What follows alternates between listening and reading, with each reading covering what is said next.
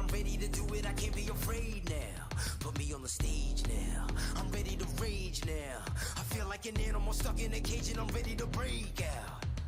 My time, none of you people can tell me to stop. This time, like the last time, you better get ready to race to the top. I'm ready to do this, show you what the truth is. I step on the field, it's time to get real, I'm feeling so ruthless. My time, none of you people can tell me to stop. Lower the lights down, hand over my crown, hand over my heart. I do this for my town, I do this for my crowd. So turn me up real loud. My time, none of you people can tell me to stop. Yeah. So what are you afraid of? Those feelings are made up. Get in the game, your moment of fame, show them what you made of. It's time that we stand up, it's time that we man up. For anyone asking who is the best, we putting our hands up. My time, nothing can keep me from reaching the top. This time, like the last time, I'm moving so fast, I'm ready to ride. I'm ready to throw down, it's time for the showdown. I'm ready to rise, don't be surprised, I'll take on the world now. My time, none of you people can tell me to stop. Lower the lights down, hand over my crown, hand over my heart. I do this for my town, I do this for my crowd. So turn me up real loud. My time, none of you people can tell me to stop. My time, none of you people can tell me to stop. My town, my crown, we know what it takes to be reaching the top. We're reaching the top, we're reaching the top. We know what it takes to be reaching the top. My time, none of you people can tell me to stop. My town, my crown, we know what it takes to be reaching the top. We're reaching the top, we're reaching the top.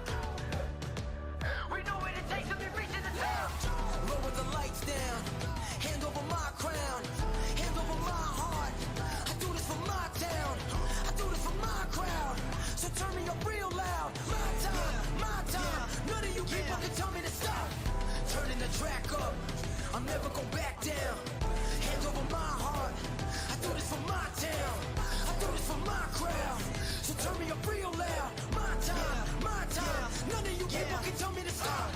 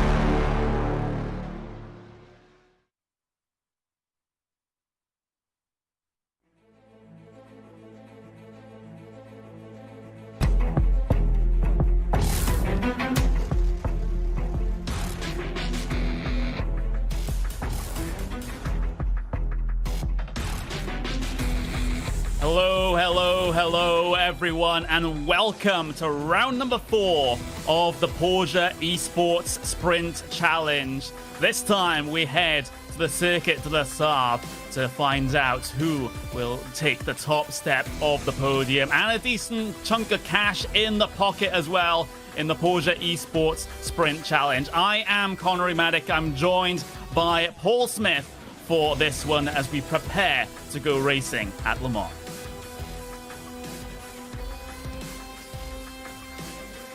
Absolutely brilliant day for racing here. Drivers just out there getting themselves their final couple of qualifying laps in the bag before we go racing. And of course, if you look at the championship standings so far in this series, Peter Berryman is the top of the pile. He is on 71 points. He's also pocketed $300 in race prize winnings so far this season. But only 1 point behind him is Thomas Gibson, who has been exemplary over the last 2 rounds of the season, picking up $500 in race winnings so far. So it's a lot to keep in mind, and a very tight championship we have coming into round number 4 here, Paul. It makes it all the more exciting. Yes, hello everybody. It certainly is going to be a fascinating race here, and it's a different style of race here in this one because of the fact that it's such a long track. Your drivers are going to be in the slipstream for so long, and it gives opportunities to drivers who maybe don't always get those chances. So yeah, it's definitely going to be great to see how things pan out here today, and we could get some close running as well, and maybe 1 or 2 instants. It depends how they go, but I'm looking forward to this race. Should be a cracking one, and you've got Kim Eriksson up there, Mikael Gade, Pete Berryman, Thomas Gibson. They're all up there at the top of the standings in terms of qualifying. So you've got all the top contenders up there battling it out. Yeah, Cooper Webster definitely impressing us, like Thomas Gibson over the last 2 rounds of the season. Both of those drivers actually picking up a race win and a 2nd place over the last 2 rounds. So those guys looking very good in terms of their championship hopes so far in this one. Of course, if you're waiting for the Porsche Tag Heuer Esports Supercup, then that will be after the Porsche Esports Sprint Challenge. This is more like a support race to the World Championship event here on iRacing. But as you can see on the live pictures now, we actually do have qualifying up on the left-hand side of your screen there. Peter Berryman setting the fastest lap of anyone so far, 4:16.6, but Mikael Gade is only about half a second behind. Yeah, that's the thing with this, because it is such a long track, the gaps may seem a bit larger than we normally see in this series, but actually when you take into account the length of the track, it's pretty close in times here. So these drivers, it's close, it's going to give us a chance. But yeah, Pete Berryman, the only one to get into the 4:16s, everyone else in the 17s and 18s, and going further down, the more they drop off the times there. But just looking at the moment at Camilo Pezzoli going along the final part of the Mulsanne straight, heading towards Mulsanne corner itself. And tricky corner this to get your braking right. You got to turn in, get on the brakes as well. Be careful not to unsettle the back end of the car then. So you see how they go onto the brakes. Looks that cone on the outside as a bit of a marker. Run through, use all of the road available there, and back up to speed as they head on down to Indianapolis. So it's going to be tough for these drivers out there. They are slower laps, but we should get some great action. And when you look at the schedule, this race is probably going to be raced in a completely different way to any other track we go to over the course of this season. One word: draft. That is going to be the name of the game here today, and it might mean that maybe some mid-pack runners or some of the back-of-the-pack runners, if they're smart, they can get themselves to the front and potentially get a podium or even a race win. So we might even see a bit of a wild card winner this time out. Yeah, we could well see that. That's for sure. It's really interesting to see how this all pans out. And as you mentioned, could get a little bit of a different person coming through to the fore and getting a win here. But I think with the pace that some of these drivers have at the front of the field, and I'm thinking of Pete Berryman and basically the top 6, top 7. It's all that gaggle there are going to be together, and I think those, or maybe the top 10 actually, those could then end up just breaking away from the rest of the field and having their own fight there. Ooh. So I wouldn't as pulling over there as Pezzoli, so not getting a final lap time in there. But we've got a minute left, and Antti Ahola, just as I say that, up into 3rd place on your grid. Yeah, that's kind of a last-minute lap for the Finn, so he gets himself up onto the 2nd row of the starting grid here today. We've got about 50 seconds left to run here in qualifying. I'm trying to see if there's anyone really out there on a lap that is going to be able to get to the line in time. Yeah, the number 69 of Moreno Sarica heads his way through the final chicane, and hopefully for him, he hasn't picked up a incident point over the course of this lap. He doesn't improve on his provisional lap time, though, so he will remain in P number 9 for the time being. But we've got Pierre Berryman on pole position, and our 1 second margin for a track this long is actually pretty good. We've got it down to P7. Yeah, that is... as I say, those drivers I think are going to get in that draft and stick in that draft and work together in this one. 20-minute race, so we're going to be getting God, maths, 4-5 laps in here. But yeah, I'm sure we're about ready for the grid here. Yes, we are. So let's pull up the starting grid for this round number 4 of the Heuer Esports Sprint Challenge at Le Mans. We can actually bring you it now. We can bring Peter Berryman onto pole position for this race. Michael Gard will be on that front row as well. Antti Ahola, with a last-ditch qualifying attempt, gets himself into the 3rd spot on the starting grid. Leon Rudinger in P4. Kim Eriksson will start in P5 with Oscar Mangen in P6. Thomas Gibson starts in 7th with Simone Maria Maceno in P8. Moreno Sarica starts inside the top 10. He's in P9 with Camilio Pezzoli in P10. Then we've got Moritz Lohner in P11, Samuel Lebert, P12, Cooper Webster, P13 for him. Laurent Miskiewicz starts in P14. Daniel Muth in P15. Jacob Tofts will start from the 16th grid spot. You got Abro Mattis, you got Baptista, Ringrose, and Birkenfeld bringing things down to the 20th spot on the starting grid.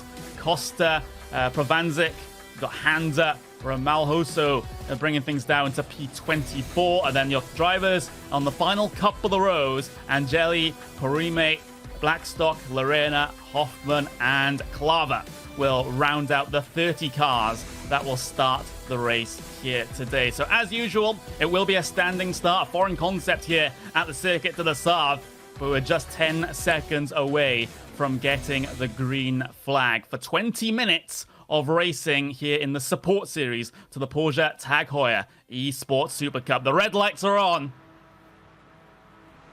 and soon they will extinguish, and we will go racing here at the Circuit de la Sarthe. It's a bit of a sluggish start there from Peter Berryman off of pole position. He moves over to cover off the move from Mikael Gard, who looks to try and put one at the pit wall, but he's going to get trapped behind here. Antti Ahola in that Altus Esports cover is looking to challenge up through turn 1 and on the brakes into turn 2. We are going to go 3 wide for the race lead in the early stages of this round. Berryman's been able to recover from a sluggish start. Antti Ahola improves position up into P2 from starting in P3. Gard slides back, and we've got 2x2 further back, Paul. Yeah, we certainly do. Great to see everybody making their way through the Dunlop chicane on lap 1. That is a major point as Gibson, I believe that was, or Mangan, one of the two, just running wide further back on the exit of the S's. But now this is the first time that we're heading down the Mulsanne Straight. This is where the slipstream is going to be so crucial as we head on down here. So all about that slipstream, but the front two, side by side, is heading towards the first chicane. And it's going to be Antti Ahola who moves to the front of your field here.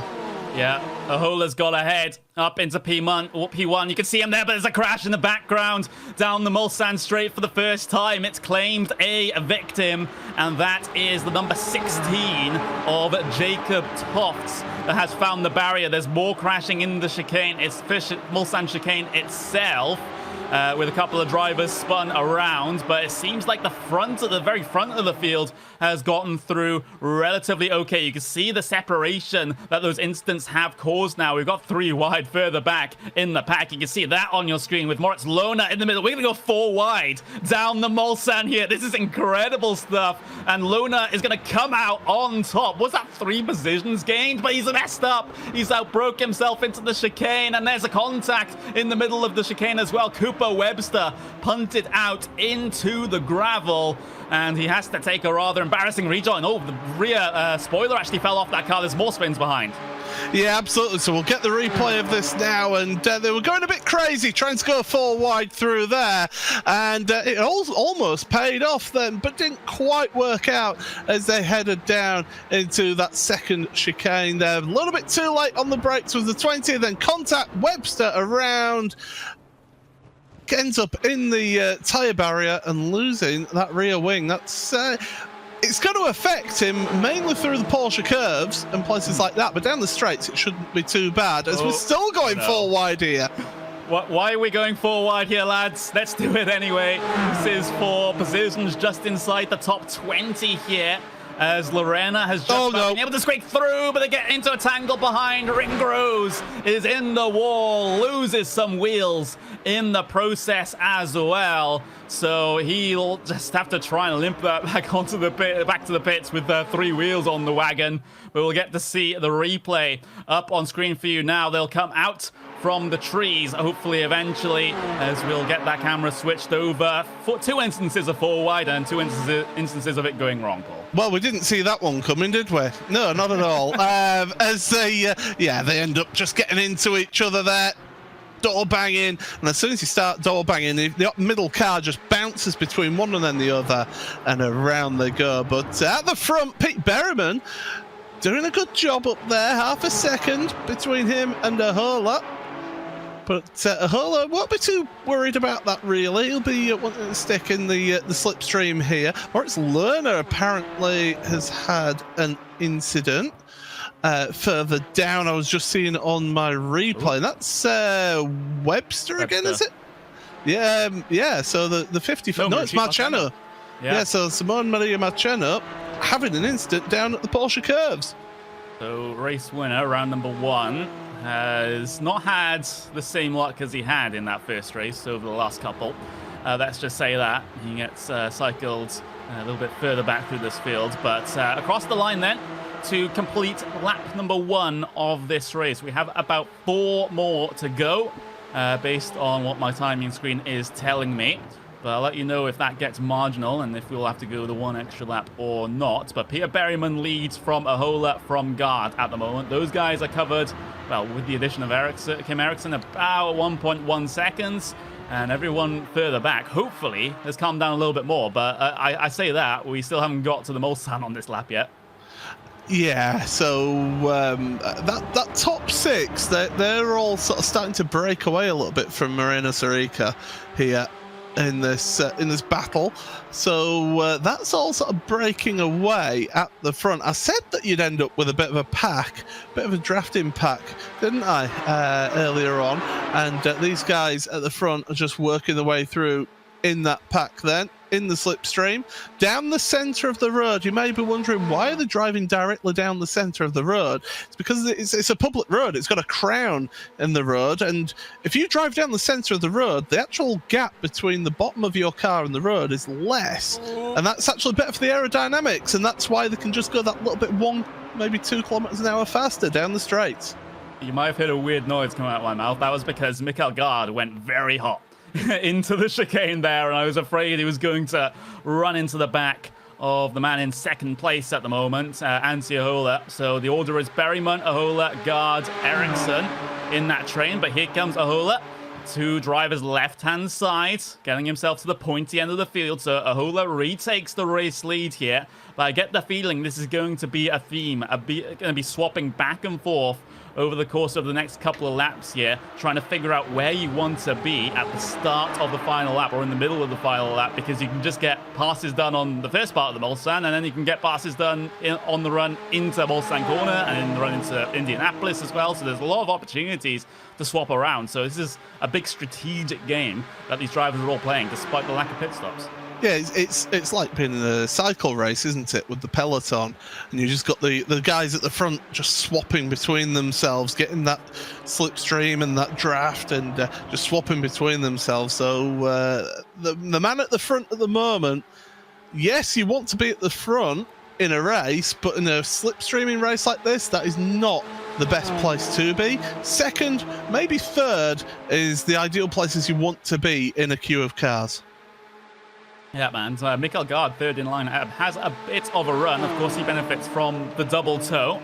But Berryman, is he going to go for the race lead once again? Yes, he is. He wants to go to the outside of the kink, which will give him the inside for Indianapolis corner itself, but he wasn't able to make anything happen in that instance. Big oversteer moment, though, for Ahola in the race lead. Berryman again looking, prodding, probing. Where is Antti Ahola weak? And can I abuse that in the last lap of the race? Well, this is another thing about being in that queue of cars. You can see where you are stronger, where the car in front is weaker than you. And look at this, the race lead once again. They're trying to Berryman trying to make his way through outside the Porsche curves, the entry of Porsche curves. That's not going to quite work, but if he can hang it out there, he's got the inside for the next 2 corners. No, he doesn't, so he falls back into line. Yeah, and you can see flashing the lights deeper in the train as well. So drivers letting each other know where they are. Of course, with this one, you don't want to be really binning your race too early. We're still in the first half of it. But for drivers like Mikael Gard, Eriksson, Rudinger on the back of this train as well, in that bright green car, for those guys, it's just sit and wait at the moment, and then maybe make forward progress towards the end of the second to last lap and into the last lap. That's when they'll be wanting to pick their way through. And for those guys, it's also about capitalizing on any mistakes of the guys leading the train. Yeah, absolutely. It's all about taking your opportunities when they come. Now, the front two actually got a little bit of a better run through the final chicane. That's just allowed them to gap just a little bit back to Mikael Gard in third place. But the problem with this track is the slipstream is so strong here that they'll soon catch that back up again as look at that further back. And that is Webster with no rear wing making his way through the field. And that is Jacob Tofts is it that he's gone past, or was that Birkenfeld? Birkenfeld, sorry, yeah. But look at that Webster, no rear wing. I said it wouldn't really affect him down the straights, but through Porsche curves, he'll be feeling the effects of that. I mean, these cars have so little downforce anyway that I don't think it's really going to matter in the grand scheme of things. Look at this. So side by side between Provnazic and Baptista just about able to get his way through. Yeah, he's just about clear. It took a bit of elbow grease to be able to get that one done, but he is through. And Costa's on the back of this as well. P number 18. Baptista, big slide, though, through Tetra Rouge, and that's going to compromise his run all the way down the Mulsanne straight. But back to your leading pack, though. It's still Ahola leading from Berryman, Gard, Ericsson, Rudinger. So that order hasn't changed all that much in the first portion of the Mulsanne, but Berryman has a better run coming out with the Forza chicane this time around. He'll look to try and get to the inside for the Michelin chicane, so the second of the two Mulsanne chicanes at the Circuit de la Sarthe. So Berryman might be able to get this one done before the braking zone, maybe with a little bit of help from Ahola there, as he just briefly lifts out the throttle and lets Berryman get to the race lead. So these guys are playing it smart at the moment, and that's simply what you have to do. Yeah, it's that thinking man's race right here. You're in that queue. It's like racing at Monza as well. You're in that slipstream draft. You're in, and look at this, Sarika at the back of this group. No, sorry, it's Oscar Mangan, should I say? Is making moves now. He's wanting to get forward in this queue of traffic, as Antti Ahola then is in second place after Pete Berryman works his way past. But Oscar Mangan trying to make moves then on Rudinger and trying to move forward in this queue now. Yeah, he is. So Rudinger up into P6 as he gets that pass turn on Mangan. But it's basically the case that any of these 6 drivers in this leading train can potentially win this race. They just need to keep themselves in this train for the final lap. But here we go, another swap around for the race lead, or at least an attempt at it, coming through the kink before Indianapolis, but Ahola wasn't able to do it that time around, and that was exactly what Berryman tried on the previous lap. So it seems like the outside move around the kink and then inside of Indianapolis not quite working out for the drivers right now as they all stack up for P2. I think it could potentially work, but it's going to be a risky move, and at this stage of the race, you don't want to risk anything at the moment. You don't want to ruin your chances of getting the win there. So this queue of cars at the front doing a fantastic job there. We have only got we've only lost five drivers from this race. So we've only lost 5 drivers out of this field, which isn't actually bad, really, considering the instance that we saw at the start of the race. There we go. As yeah, we did take a good couple of casualties. We got Martelona on pit lane. We got Pezzoli, Clava, Ringrose had that big incident that we saw on the live pictures. Miskiewicz is also stranded on pit lane as well. And Angeli Blackstock towards P24, 25, sort of in a bit of no man's land on their own towards the back at the moment. So those guys will just have to try and run these laps as a bit of a time trial and maybe pick up a couple positions from instance a bit later on. But across the line then, it's a complete lap number 3 on to lap 4. And my timing screen is fluctuating between 2 laps to go and 3 laps to go. So it's got to be 2. I mean, you look at the time. No, it was 1 lap to go and 2 laps to go, in fact. So that's well, we'll keep you updated on that. But it's a 4-minute 19 lap around here. We've got 6.5 minutes remaining. They're going to get 2 laps in here. Yeah, there we go. So that's it confirmed. Berryman, though, he's been able to gap this train a little bit here. He's up to 0.7 of a second. So it seems like as soon as Berryman's going to clear air, he's been able to stretch out the gap. Whether or not that's going to be enough to stop the power of the slipstream down the Mulsanne still remains to be seen. Remember, these Cayman GT4s, they don't have much in the way of, well, punching a hole in the air, so the slipstream isn't as effective in these cars as it is in the 911 GT3 Cup cars that we'll see a little bit later on. But meanwhile, further back in the train, Kim Eriksson trying to make a move on Mikael Gard. You can see that for P3 and 4. And Mikael Gard in that blue Prologue React Esports car. We've got Kim Eriksson there in the other number 6. but he's just going to have to duck back in line now. And that's the Black Star Racing car in the black and the purple. But yeah, he wasn't able to get it done on that occasion. But the thing is, due to the nature of this track, he'll get another opportunity. Absolutely. Now, what we've been seeing so far, the sort of pattern that we've seen in this race is, as we see Mangan making his way past, or trying to make his way past Rudiger, and does so finally make his way past, as Ericsson again battling in front as well. But we've seen the pattern in the race so far has been that the first part of the Mulsanne has all been about getting up to the back of the car in front if they gap out a little bit. And then the second part and third part of the Mulsanne straight has all been about actually making moves. Here, however, at the front, Pete Berriman had been able to gap out just enough that he's not under any pressure at the moment, and he's able to focus in front, pick his lines, get his braking right, and not have to worry about anybody pulling up alongside. Whereas Antti Ahola right now, he's got his mirrors full of Mikael Gard, of Kim Eriksson, Oscar Mangan, and Leon Rudiger as well. So he's under pressure here. Pete Berriman is a bit more of controlling right now. Yeah, and he's, you know, this isn't going to help Antti Ahola either. Or maybe it might if this is a strategic swap around to try and make this gap a little bit less than it's appearing on our screens. Guard just about able to get up into P2, comes across. Wow, that was a small margin. He left that, and now Ahola looks to come back at him to the inside of the Porsche curves. But Mikael Gard now up into P2, and that gap actually hasn't been affected too much to your race leader. So if Gard is just a little bit quicker than Ahola here, he might still be able to keep tabs on Berriman. But what the rest of this train, the 5 cars here, can't afford is to let Berriman get away and break the draft on the final lap. Otherwise, their race is pretty much done as far as race wins are concerned. Yes, yeah, exactly that as the race win goes. But yeah, these drivers, they're working hard, and Gard has actually been able to just pull out just that little bit over Antti Ahola there. He got a better run out of Arnage, which means that he's been able to just get that gap up and work his way through the Porsche curves. But now Kim Eriksson is the one putting the pressure on Ahola in front of him. So Ahola seems to have just lost that little bit of pace in the second half of the race. As we're going to be coming up to start the final lap very shortly, you need to be making the moves now. This is the point where you need to start progressing forward, whereas Pete Berriman, he wants to keep that gap at the front.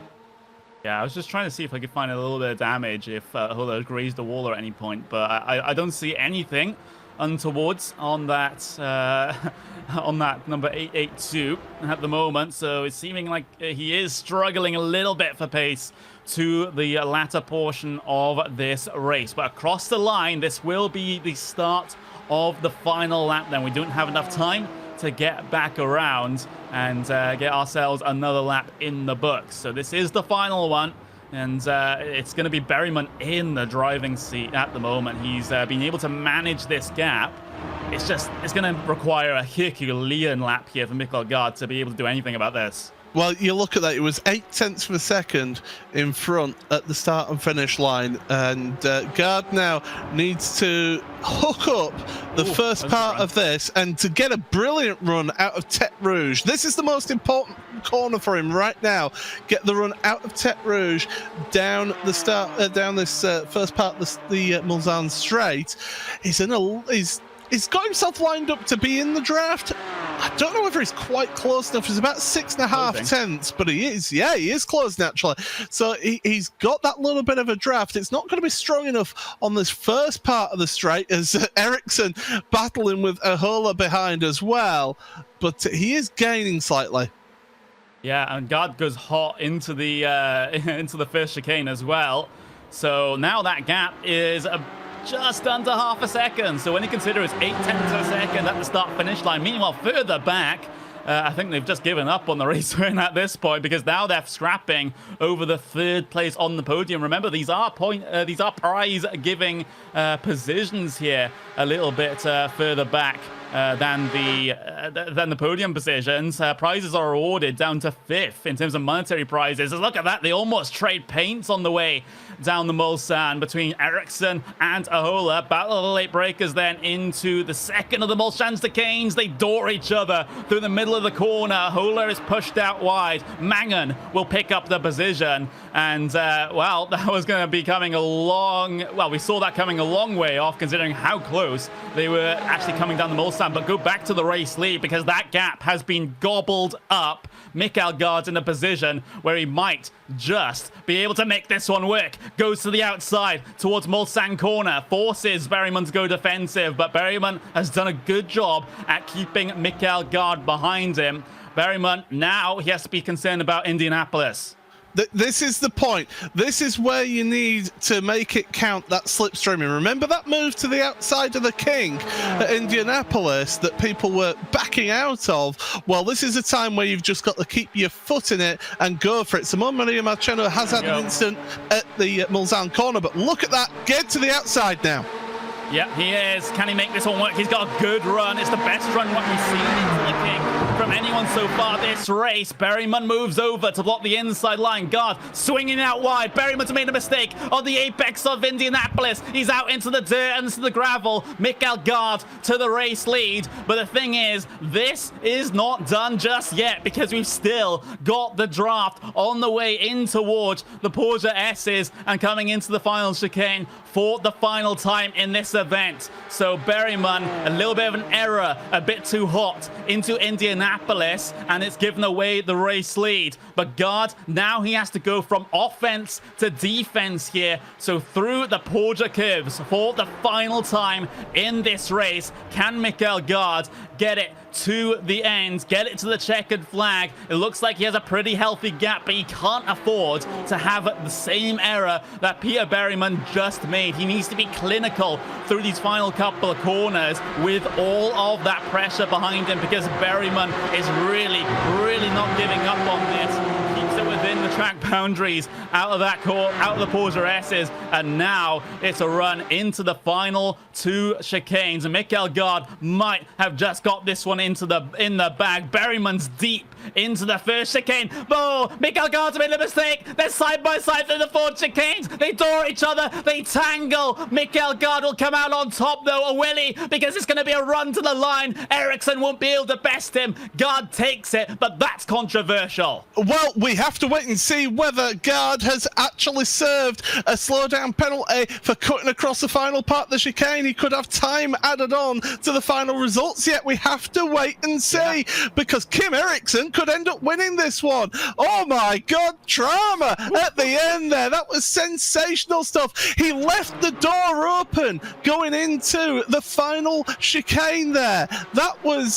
It was a rookie error, was that. He needed to hold that inside line to force Berryman to the outside, because Berryman was always going to send it to the inside of that final chicane. It's a tighter chicane. We'll see it on the replay now.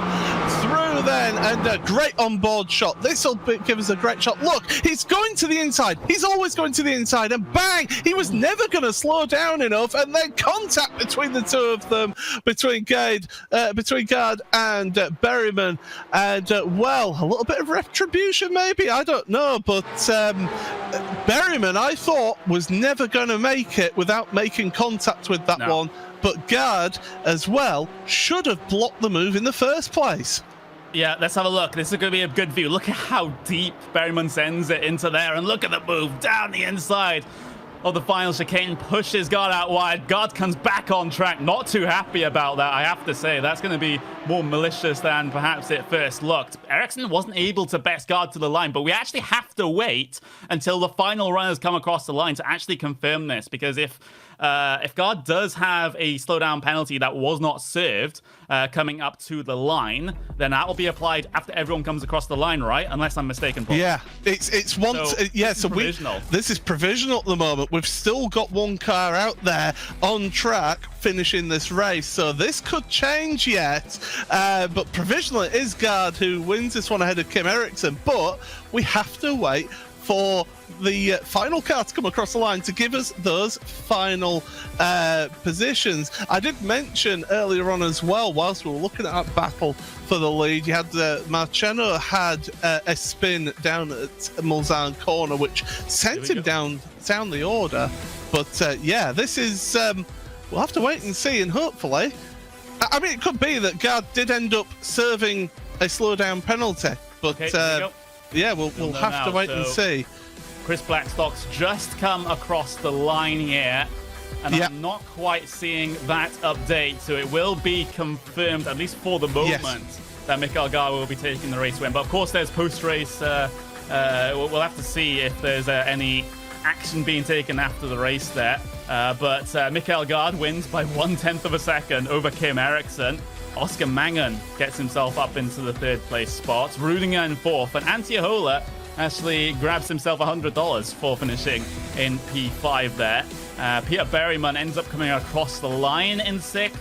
Sarika 7th, Thomas Gibson in 8th, Ronaldo Lorena in P9, and Samuel Lebert will come home inside the top 10, about 16 seconds behind your race leader and eventual race winner, as it turns out. But you can see the run down through the top 20. Marciano into 11th, Move, Tofts, Baptista, Webster with early issues is able to recover at least to P15. Birkenfeld P16, Costa 17th, Rameloso in P18, Porime in 19th, and Handa in P20. And then those cars that had problems and then finished one lap down are more Hoffman, Abromantis, we got Angeli, Blackstock, Pavansnik, Ringrose, Miskewitz, Lona, Petoli, and Clava, bringing things down to the tail end of the field. Well. What a dramatic end to this race. We knew something was going to come to a head, Paul, but I don't think we quite expected that.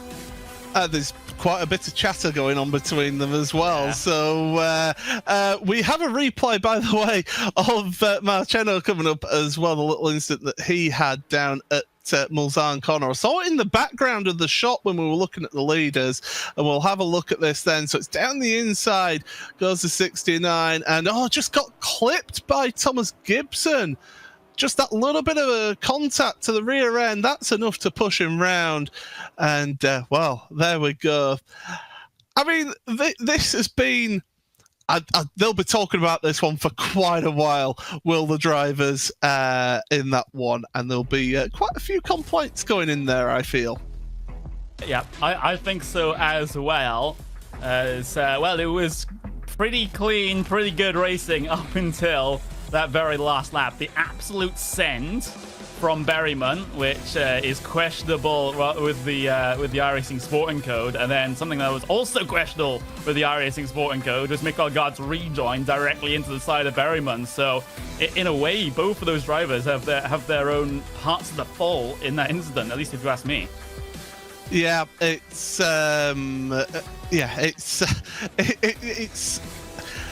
as I said in my initial thoughts of that. Gard left the door open, so Peter Berryman was always going to go for that. I don't think that Peter was going to make it through that final chicane without making contact to Gard, and I think he knew it. So I think that was always going to happen between the two of them. The rejoin from Gard as well, I don't think was great. So it is one of those things where they will discuss it all the way through, but the person who's laughing the most is Kim Eriksson, who just went, I'll take another couple of places there, thank you very much. Yeah, and of course, Kim Eriksson probably kicking himself that there wasn't an unserved unserved slowdown penalty for Mikael Gard at the end of that one. Maybe Gard just slowed up just enough to be able to get that clear, or he might not have gotten in the first place, depending on exactly where he actually rejoined the circuit after the chicane. But that got my heart rate up probably a little bit too high. I'm probably going to need a breather to calm myself down at this point. I have no idea what the drivers are feeling. Well, the chat is still going on. Let's just say that I know that. So this'll go on for a while. Yeah, I can't wait. But do you know what? The thing is, we do it all again in a few weeks' time at the Nürburgring because nothing bad ever happened at the Nürburgring. Yeah, that's a site of controversial moments going down the Dottinger Heuer, heading towards the end of the straight as well. So it's just going from one race where slipstream is crucial to another one where slipstream is crucial towards the end of the race. So yeah, it's going to be there's going to be plenty of talking points. That's sure. Yeah, and the thing is, like I said during the course of this race, and of course every other race, since it seems to be like my pet topic with the draft with these cars, but that was minimal slipstream with these cars. The Porsche Cup cars, the 911 GT3 Cup cars, they punch a lot bigger of a hole, so those packs will be able to keep each other together a lot easier. So we might see this, but sort of on steroids, so to speak, when it comes to that race in just a couple of moments' time. It's going to be crazy. It's going to be fantastic. I can't wait for it. Well, that's it for us here on the Porsche Esports Sprint Challenge, but don't go away because we have the Porsche Heuer Esports Supercup iRacing World Championship action coming up for you in just a couple of moments' time.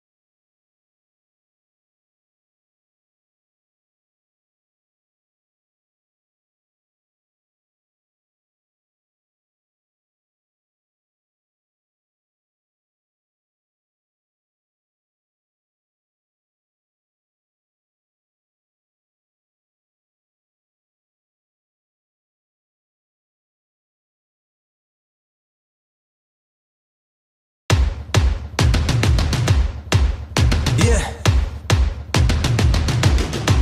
I'm ready to play now. Put me in the game now. I came here to prove it. I'm ready to do it. I can't be afraid now.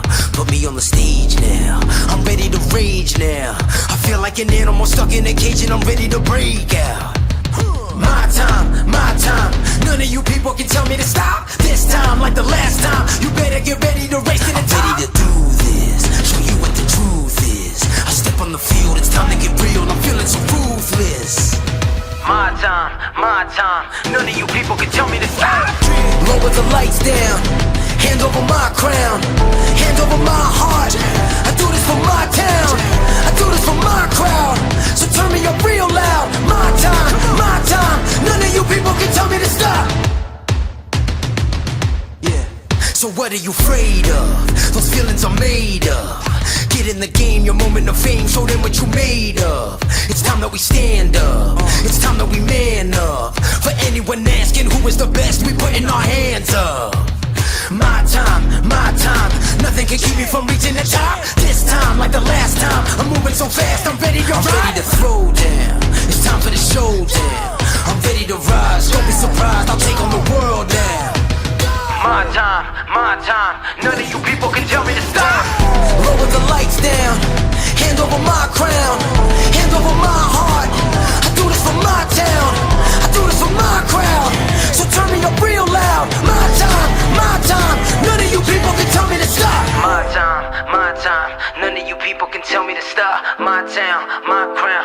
what it takes to be reaching the top. We're reaching the top. We're reaching the top. We know what it takes to be reaching the top. My time. None of you people can tell me to stop. My town, my crown. We know what it takes to be reaching the top. We're reaching the top. We're reaching the top. We know what it takes to be reaching the top. Lower the lights down. Hand over my crown. Hand over my heart. I do this for my town. I do this for my crowd. So turn me up real loud. My time, my time. None of you people can tell me to stop. Turning the track up. I'm never go back down. Hand over my heart. I do this for my town. I do this for my crowd. So turn me up real loud. My time, my time. None of you people can tell me to stop.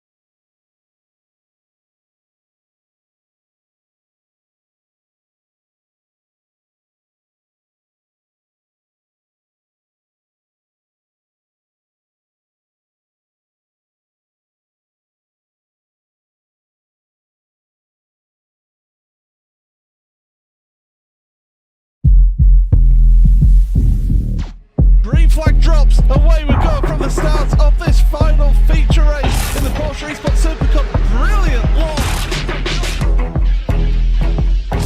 40 of the best sim racers. $200,000 on the line. Joshua Rodgers is your 2019 Porsche Esports Supercup champion. Who will rise to the challenge?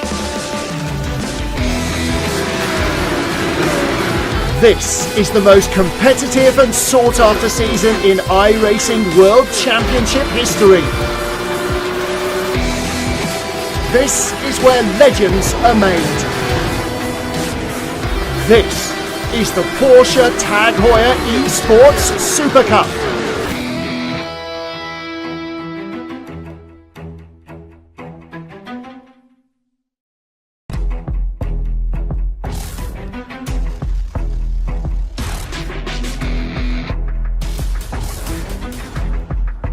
So far, there's been 3 rounds of the 2020 Porsche Heuer Esports Supercup Championship, and Sebastian Job has won 2 of those rounds in the main feature. Max Beneke has won 1 of them. However, it is Australia's Joshua Rodgers who currently leads the championship standings, and that is where we start our story here today. Hello everyone, Will Vinson along with Connie Manick for pre-race show here for the 4th round of the 2020 Porsche Heuer Esports Supercup, and we are at one of the greatest racetracks in the world. This is Circuit de la Sarthe. It is Le Mans. It is a track that basically is summed up by its tag name, Mythique, and we are going to go racing for 2 races here today. A 15-minute sprint race to start things off, and a 30-minute feature race afterwards. Let's have a look then at the Vodafone track map as we zoom in. We are in Europe once again. We zoom in to northwest France, and this is a track. It runs on a mixture of public and private roads, and we zoom in then to Le Mans. The first sector of this racetrack, it is all private racetrack that we see on your screen right now. But then after you exit out of Tête Rouge, it is on to the French highway. It is once upon a time a very long straightaway, but we added chicanes in because, well, that's what the FIA said they needed to do in order to maximize the safety for drivers. Then after a very sharp right-hand turn down at Mulsanne Corner, they head through sector number 2 of the racetrack.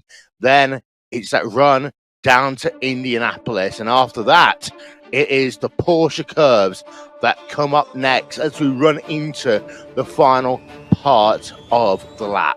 So that is the track that we have in front of us here today. And Connery, I'm one of the biggest fans of IndyCar racing in the world, but in terms of endurance racing, there's absolutely nothing like Le Mans. Yeah, it's loved by pretty much everyone in the motorsports community, in sim racing as well.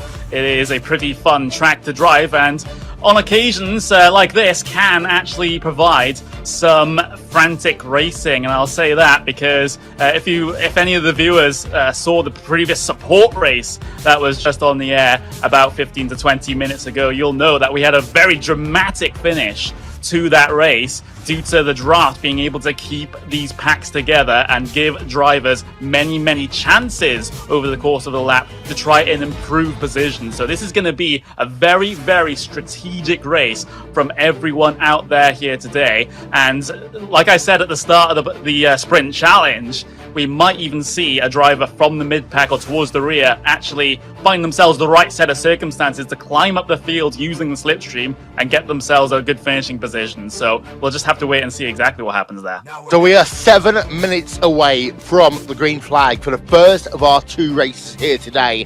And let's again, Connery, talk a little bit about the structure of this race. Qualifying is going on right now, and then after that, we got ourselves the first of our 2 races, 15 minutes in length. The second race is 30 minutes, but of course, the qualifying order, the top 8 are inverted after qualifying. Yes, they are. So, but with the margins being as tight as they are in qualifying, you can't exactly run to a delta, as might be the plan if you think about that coming into these sorts of sessions. Everyone's so close, so you just simply cannot guarantee if you'll be on the good end of the reverse grid or not. So you just got to get out there and run the best laps as possible. Of course, you gain points for finishing well, for timing well in qualifying. So there is an incentive to be the fastest in the on the timing screens there. But with about 10 minutes left in this session, we're still yet to see any provisional laps. Of course, it is a pretty long lap here at the Circuit de la Sarthe, with just under 4 minutes a lap in these cars. They are, and of course we've got to talk about Joshua Rodgers. He hasn't won a feature race all season long, but he is the top driver in terms of our standings. Of course, he made history with Porsche last week as well, and Joshua Rodgers is the defending 2019 champion, heading himself now into the final chicane, well over the curbs there, starting a lap here at Circuit de la Sarthe. And well, Joshua Rodgers, Koala Sim Sports, they are still riding high, Connery. And Josh, the thing about him is he is the epitomization of what you need to win this championship. It is all about consistency. Yeah, it really is, and he's been able to put himself in the best position possible so far. He is a good couple of points, about 6 points to be exact, clear of Sebastian Job so far in this series. But with Sebastian Job being able to do the double last time out, that was a brilliant performance from him, and he's been able to really launch himself up the point standings in the early portion of this season to really give a big challenge to Josh Rodgers. Josh actually hasn't won a race so far this season, be it sprint race, be it main race, and that was a stark contrast to what we saw last season. Yeah, and Sebastian Job, we talked so heavily about his consistency in 2019. Job is riding high right now in terms of the championship. But for Rodgers, he worked himself out of one of the chicanes down the Mulsanne straightaway in that virtual racing school car, and he heads himself now down to chicane number 2. He's right on board with a Vodafone on board here on the iRacing Esports Network. And the thing about this racetrack as well, Connery, you talked about it so heavily in the support race, is that the straights here are so long. This is that kind of wildcard round. This is the track where drivers have to basically set their car up to work well in the draft first. Everything else is secondary. Yep, it really is. And when you're on a qualifying lap such as this one, of course, you don't have any help from anyone else in the session. So you're just out there on your lonesome. So it's basically you versus the track with this solo qualifying format. But it's going to be a completely different affair once we get to the race. And I think track position in qualifying is going to be less important here than it has been at some of the other races this season. It's going to be important due to the fact that you want to be vaguely near the front, of course, just in case there's any separation in the draft pack in the middle of the grid. But in terms of exactly what position you want to start in, it doesn't really matter at this point, because everything's going to be swapping around when it comes to the first time down the Mulsanne. You're completely correct, as out of Indianapolis will come Joshua Rodgers, and of course now that famous sign, the RCL sign first, then Porsche. You know you're heading into the toughest part of the racetrack. This is the Porsche curves, and it is one of those sequence of corners, Connery, that gives most drivers goosebumps, be it in a virtual car that we see on track right now, or be it watching a race at Circuit de la Sarthe.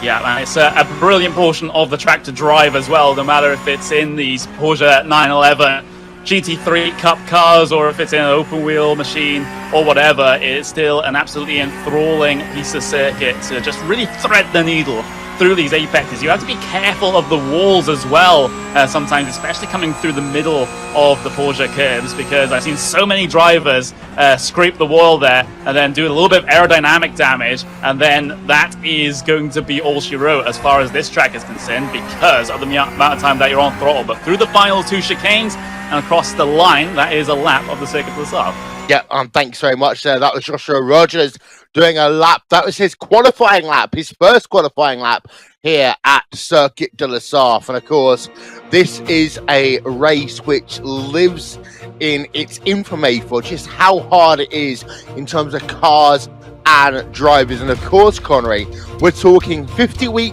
years and a week from Porsche's first ever victory at Circuit de la Sarthe. Yeah, of course, a very, very storied endurance team that Porsche runs, and of course, you know, finding success in recent years as well with that one. But we are just about 4 minutes and 30 seconds away from getting ourselves the starting grid, but there's still drivers out there getting ready to complete their laps here, Will, and the tension is probably palpable at this point, because this race is going to be perhaps the biggest unknown of all the races so far. Yeah, I've got Martin Haven probably chuckling in my ear when I say this right now.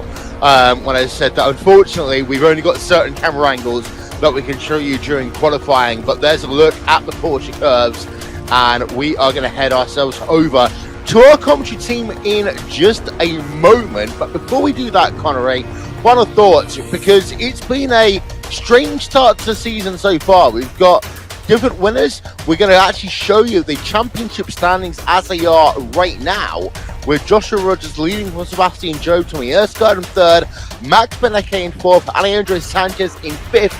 Dane Warner, of course, led the championship after race number 2, or race meeting number 2.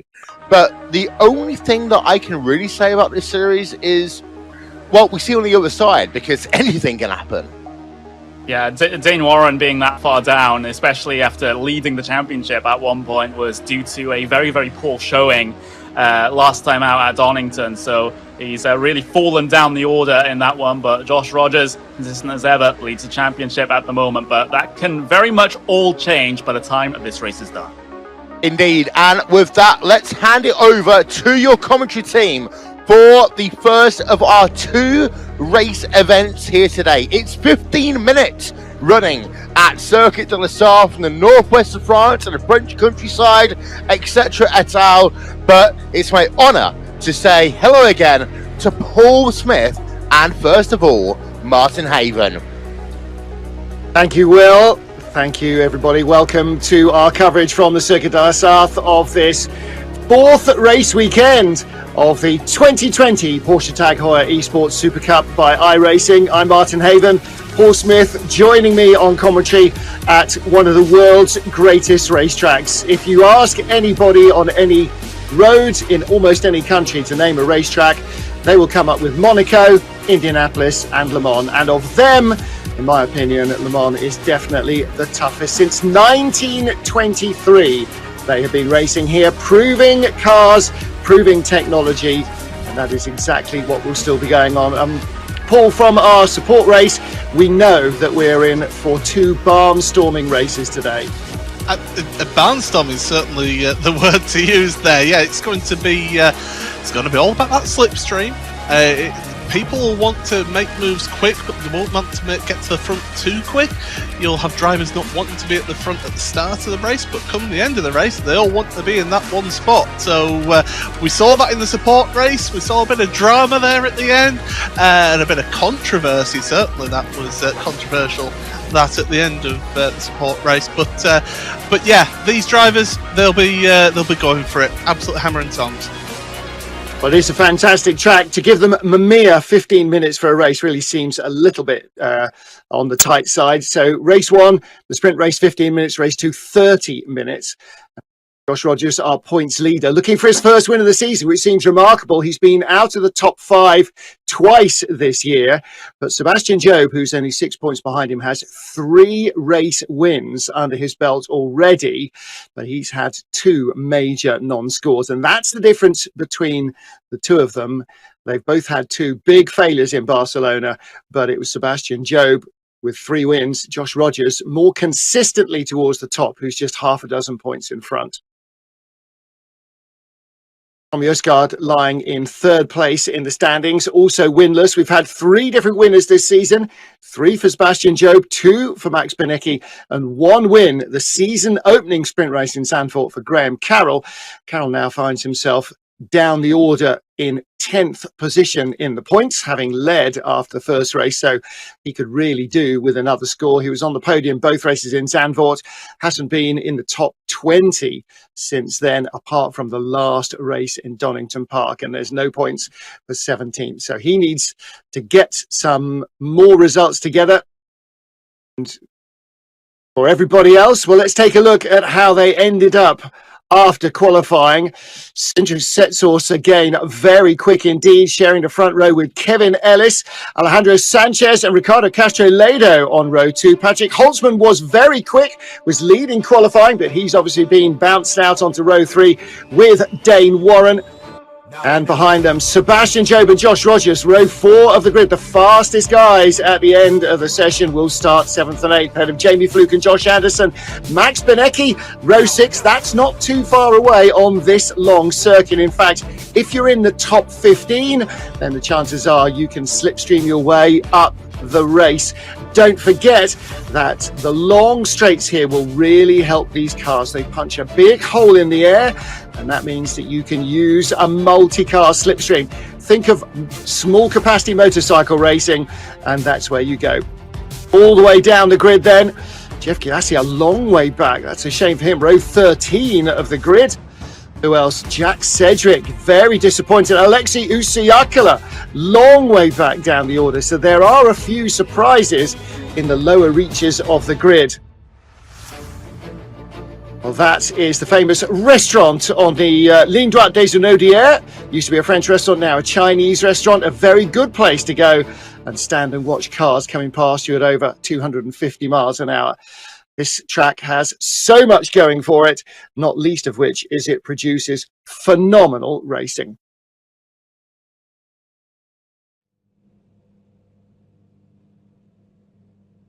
Cars are on the grid, ready for the start of our opening race of the weekend here at Circuit de la Sarthe. It is the 4th race weekend of the 2020 Porsche Tag Heuer Esports Supercup, and a great launch away from pole position for the number 3 machine. Sindre Setsaas heads into the right-hander up the hill towards the Dunlop chicane. Something goes flying, little bit of contact, huge heavy braking area. You've got to be hard on the driver's right. And again, contact under braking, somebody getting turned around. They'll be in the gravel trap. Be lucky to rejoin before the entire field has gone through. Plunging down into the S's, Paul Smith. It started already. We're only a few hundred meters in. Yeah, it was Dane Warren who ended up getting collected there and has dropped all the way down to pretty much the penultimate spot in the field here. So absolute nightmare for Dane. But look at the 2 Red Bull Racing Esports drivers together there as they head on down. Sebastian Job, of course, challenging in the championship. He's got Josh Rodgers right behind him. So those 2 neck and neck. And in fact, Rodgers is going to try and make a move here on Seb. Yeah, let's ride on board. Don't forget the first chicane is coming up faster than you think. You've got to be over on the driver's left. They'll ride down the white line in the middle of the road. You never used to do that, but it actually raises the road under the cars, and so it gives them a little bit of a better aerodynamic effect. Then you cross over again, exiting on the driver's left, and then straddle that white line. Now you've got to be on the right-hand side going into the braking area for the next chicane, but you can see everybody nose to tail. Behind Holtzman, Job and Rodgers have held themselves up. Now they need not to be doing that again. Sebastian Job still ahead of Josh Rodgers. Rodgers coming under pressure from behind. 36 car of Anderson. And he really needs to get his head down here, Josh Rodgers, because otherwise they will be dropped. Sindra Setsource with a tiny advantage over Kevin Ellis Jr. Sanchez, Castroleda and Holtzman are the lead group.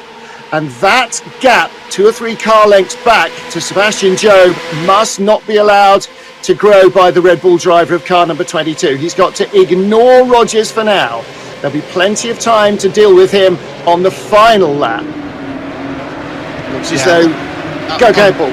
I was just about to say, Holtzman in front, trying to make the moves then on Castroleda as well. So that's just going to catch them out a little bit and allow that gap to Job to catch back up again. So Job still within that slipstream, but these three battling here is allowing the front three of Sanchez, Ellis and Setsource to be able to move forward and gap them out now. And see how Ricardo Castroleda in that 33 car just got hung out to dry on the outside, and without the tow from the cars in front, he dropped back immediately, and then through the left-hander here at Indianapolis, he's been pushed down the order. That's a really important move for Patrick Holtzman to get Ricardo Castroleda behind him. Josh Rodgers has gone by, and Sebastian Job ran a little bit wide out of the slowest corner, Arnage. They're doing about 90 kilometers an hour there, having gone into Indianapolis at over 250 Ks, building up speed again. This is all old public road. If you watch the Steve McQueen movie, it's about as wide there as one lane is currently, with ditches and milestones. Then you sweep off onto the Porsche curves. The main old road goes through Maison Blanche down to the pits. Max Benecke, where's he gone? He is dropping down the order like a stone.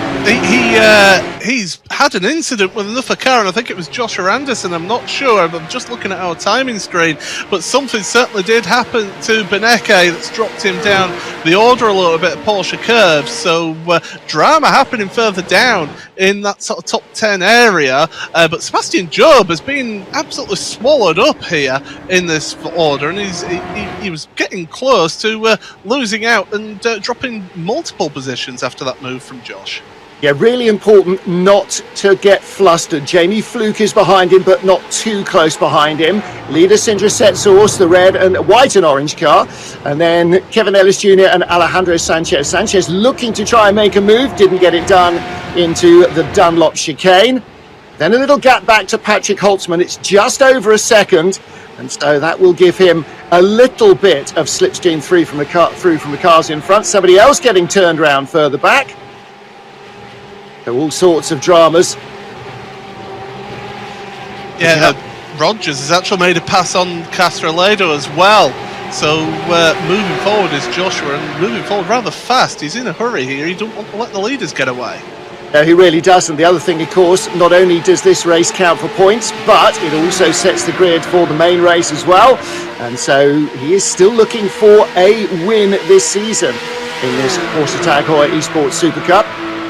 Sindra Setsource, the leader, can't escape from Kevin Ellis and Alejandro Sanchez, but Patrick Holtzman leading the chasing pack.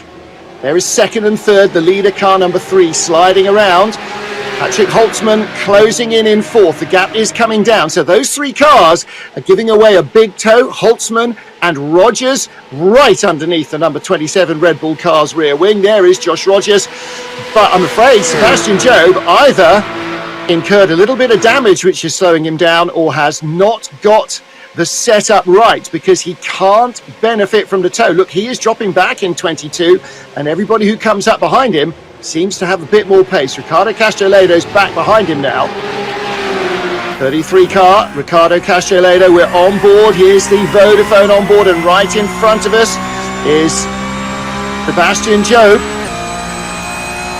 So yeah, Job has actually got ahead of Castroleda as well on this lap, and he's made that move. So Castroleda has just dropped back a couple of positions this lap so far, as a great vantage point to see what these drivers have to cope with and what they can see here on the visor cam, the Vodafone visor cam here, as we're heading on through exit of Mulsanne. Crucial to carry the speed through that corner, to carry that speed all the way down towards Indianapolis, but Sebastian Job's just pulling away here slightly, I feel, here, Martin. He's just seems to have got the edge now over Castroleda. Yeah, it looks like it. Ricardo was 4th and 5th in Donington Park. Doesn't quite seem to have the setup here now. What about this? Right behind Castrolado, Jamie Fluke looking around the outside on the kink on the run up to Indianapolis. You can go around the nose of the car, but underneath him as well. So it's 3 wide into Indianapolis, and unsurprisingly, hanging on there, Ricardo Castrolado just. But that is some pretty entertaining racing, isn't it? Ricardo Castrolado. But this is the beauty of this car, because it's not the most aero-dependent car in the world. You can go wheel-to-wheel, door-handle to door-handle with it, and it can take a little bit of rubbing as well, so it always produces great racing and great action in this series. In fact, that is the next chasing group, isn't it? 14 was Marc Perez, Christopher Dambitz went inside him, and Thibaut Casubon, the Frenchman, was trying to go the long way round the outside. Change at the front. Kevin Ellis Jr. has slipstreamed by Sindra Setsource. Whether Setsource got it wrong out of Arnage or not, hard to tell, but Kevin Ellis Jr. is our new race leader. Alejandro Sanchez, the dark blue car, number 47, he's in third. Josh Rodgers and Patrick Holtzman are right with them. Yeah, you saw us again. We've got a great onboard shot here on the Vodafone onboard. Sindre Setsource, he did start the race in pole position from that inverted grid, but one driver who's been working his way through is Joshua Rodgers after starting in 8th place. So with that inverted grid moving forward, and just look at the timing tower and looking on screen as well. Rodgers making the move and making it stick into the Dunlop chicane. He does as well. I thought Sanchez could have held him off there, but Sanchez clearly going, okay, discretion the better part of valor here. He tucked him up all the way around the outside into the Dunlop chicane, and then that became the inside outside. So Josh Rodgers up into 3rd position, as you say, from 8th on the grid. He and Holtzman were the fastest 2 cars in qualifying. So if he gets to the front, then they're not going to see much of him, are they? Looking back from our race leader, here comes Sindra Setsource. Look how big and wide these cars are, punching a big hole in the air. Setsource pulls out of the toe, and if Rodgers goes with him, no, Rodgers is not going with him. He's putting his money on Kevin Ellis, holding that spot. Now Rodgers thinks, okay, I might just give Setsource a little bit of a tow. The driver pulling out and following you gives you an aerodynamic advantage over the guy that you're side by side with.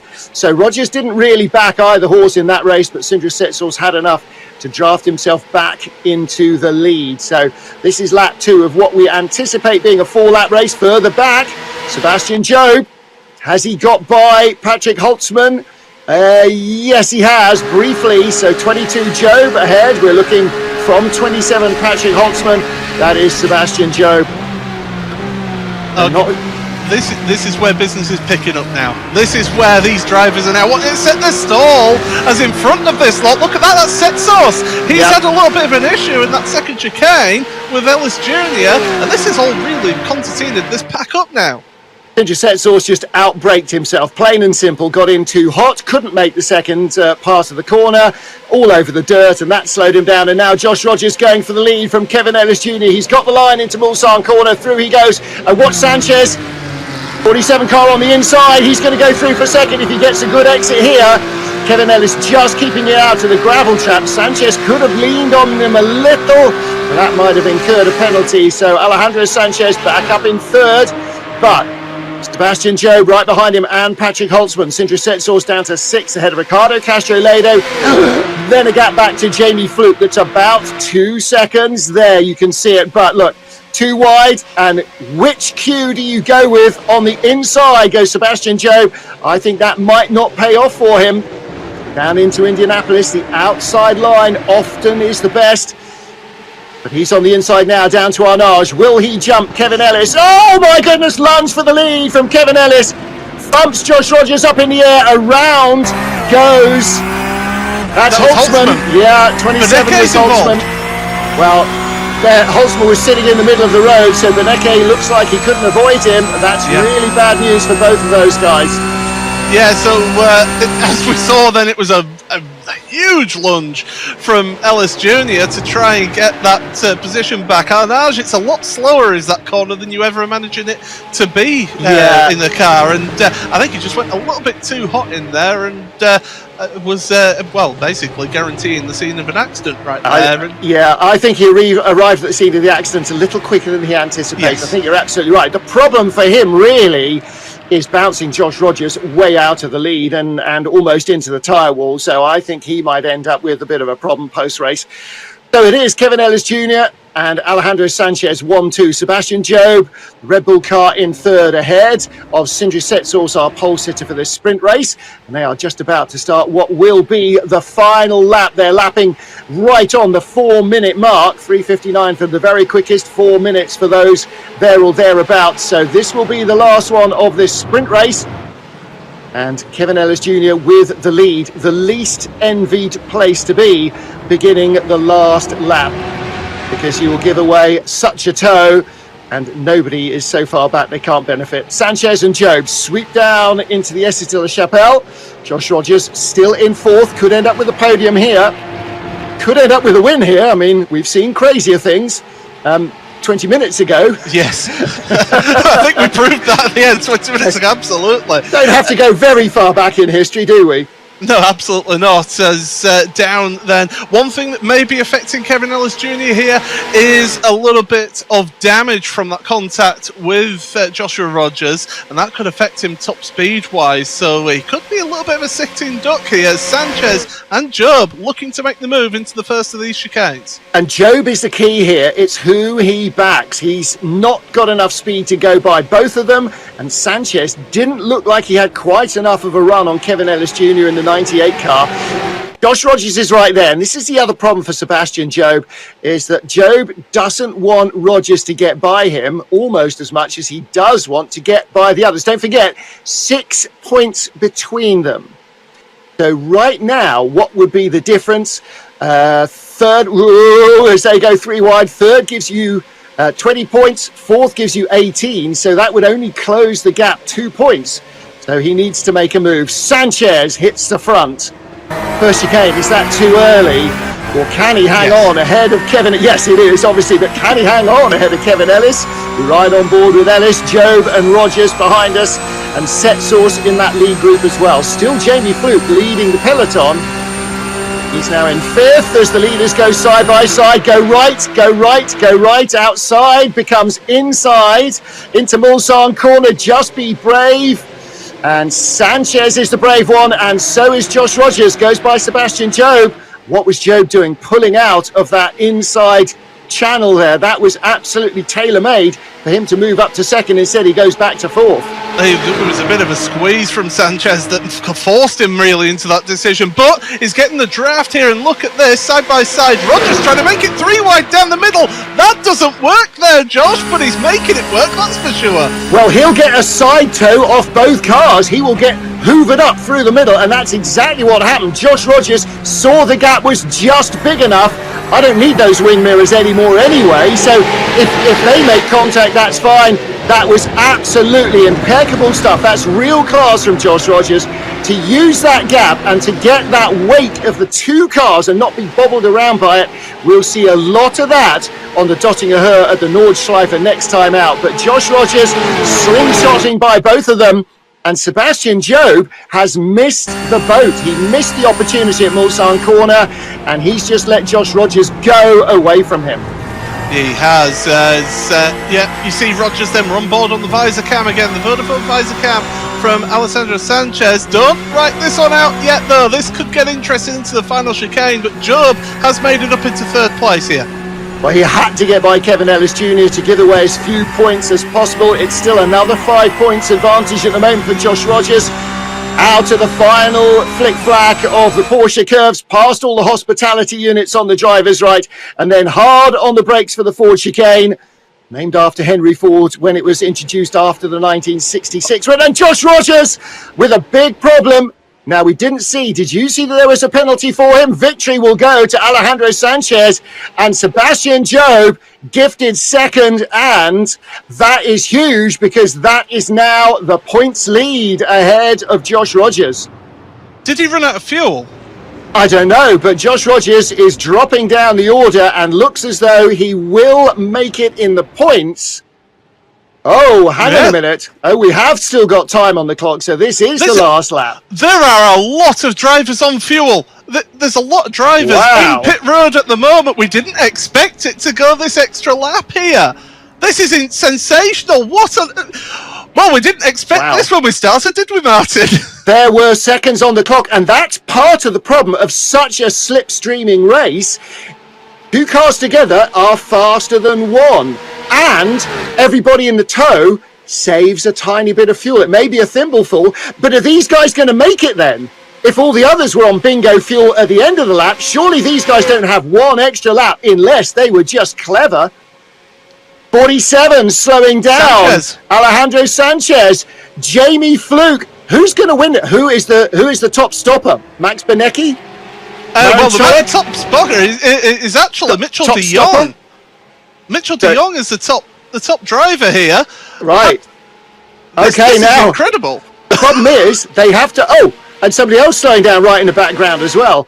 So everybody running out of fuel. Tommy Erskard. Oh my goodness me! Huge drama. Huge drama. And this is part of the problem of being your own engineer, is that sometimes you gamble a little. Kevin Ellis Jr. leading Sebastian Job and Jamie Fluke. 58 is out of the race as well. Yeah, that's Erskard. So many of them then, really, did they go to the grid thinking, it's going to be more than 4 laps? I mean, it was tight, but... And that is Sindri Setsaus, the pole sitter. He was still going. First car from the pits, as you said, Mitchell de Jong. And he's gone by 1, 2, 3, 4 cars out of that chicane. Right behind him is Mac Backham in second place of the stoppers. Mark Perez in third place of the stoppers. But did these 3 guys go with 5 laps of fuel to the grid? And if they did, maybe that's why Sebastian Job looked like he didn't have the speed of the cars in front, because he'll have had another 7, 8, 10 kilos in the car compared to those that were running on fumes at the end of lap 4. They thought they judged it perfectly. I thought our support race was high drama. I stand corrected, sir. This is like the end of a 24-hour race, is this? Oh, now Ellis Jr. is pulling over. Is he just trying to break the draft of Job? He's still going at full speed, so he's still there at the front. He is, isn't he? Yeah, no, he was just trying to break the toe. So Sebastian, but you see, that's dangerous, because if you break the toe, Sebastian Job and Jamie Fluke will gang up on you, and 2 cars together go faster than one. I don't know why, but engineers insist that they do. Kevin Ellis Jr., he's into the Porsche curves. Where is our top stopper? It's now... Is it now? 14th. Yeah, 14th. But he's 15 seconds back. He'll catch them if they stop now. Wow, these guys just went belt and braces, and that is going to make a huge difference, isn't it? Kevin Ellis Jr., Sebastian Job, Jamie Fluke is your sprint race podium at the moment. Checkered flag awaits. The famous starter's gantry. Out of the final corner comes Kevin Ellis Jr. He wins this dramatic final lap from Sebastian Job and Jamie Fluke. Johan Hart will be 4th. Jeff Gyasi, who started 20th, will be 5th. And Christopher Dambeats in 6th position. Wow. That is very dramatic. Well, Sebastian Job will end up, nevertheless, as our points leader after the sprint race here, because he, unlike the incoming points leader, Josh Rodgers, had enough fuel. And Josh Rodgers does not score any points either for that first race. He finished 25th outside of the points. Well, that is his second worst finish, 37th in the opening race in Barcelona. So Kevin Ellis, Sebastian Job, Jamie Fluke, there are the rest of the top 10. Max Benecki, important points for him as well. Alejandro Sanchez could have done with some. He was 5th coming in here. Dane Warren could have done with some. He was 6th in the points coming in here. Tommy Usgaard, we saw him in trouble early on, running out of fuel as well, on what turned out to be the final lap that nobody had really saw. Well, almost nobody had sort of anticipated. Outside the top 10, there they are. Holtzman, Filzel, Usiakala, de Jong, Backham, They are your points finishers, down to Josh Anderson and Martin Krinker in 20th place. And outside the points for the third time this season, Josh Rodgers, the man who came here with a slender 6-point advantage. He will now be, what's 22 minus 6? That's 16 points behind Sebastian Job. Maths, you can count on it, that's for sure. But, well, not on mine. Never allow me to subtract live on air and then take that as a given. So, wow. That was sensational. That was incredible that would happen here in this race. But it did happen, and the fact that teams did plan for that and some pushed the limits goes to show that sometimes if you take a risk, it doesn't always pan out for you. Yeah, I'm now changing where I wrote 30 minutes and 8 laps. I'm crossing that out and writing 9 laps, because if they can do 5 in 15, they can definitely do at least 9. We can't get 10, can we? No, because part of the 15 minutes was after the line. Yes. So they actually raced 4. What's total time? Oh, I can't see it on the timing screen, but I reckon that was probably a nearly 19-minute race. So I reckon 9 laps. Might need to have a lie down before then, though, Paul. I was going to say, Paul and Martin, in all my years of commentating on the iRacing World Championship Series, and I've been doing this since 2012, I've never seen a moment like that. I mean, we've had Indianapolis, we had that crazy race, we had the last lap, Martin Kronke, of course, that we had at Silverstone. But Connery, this is, in history, the craziest last lap of an iRacing World Championship Series race ever, period. Yeah, that was absolutely crazy. I have never seen anything quite like that, and I know on occasion we say that just to add a little bit more drama to a situation, but I'm being completely truthful. I've never seen anything like that in a sim race. That was... I have no other words for that. It was absolutely crazy. My mind's blown, Will. My mind's blown.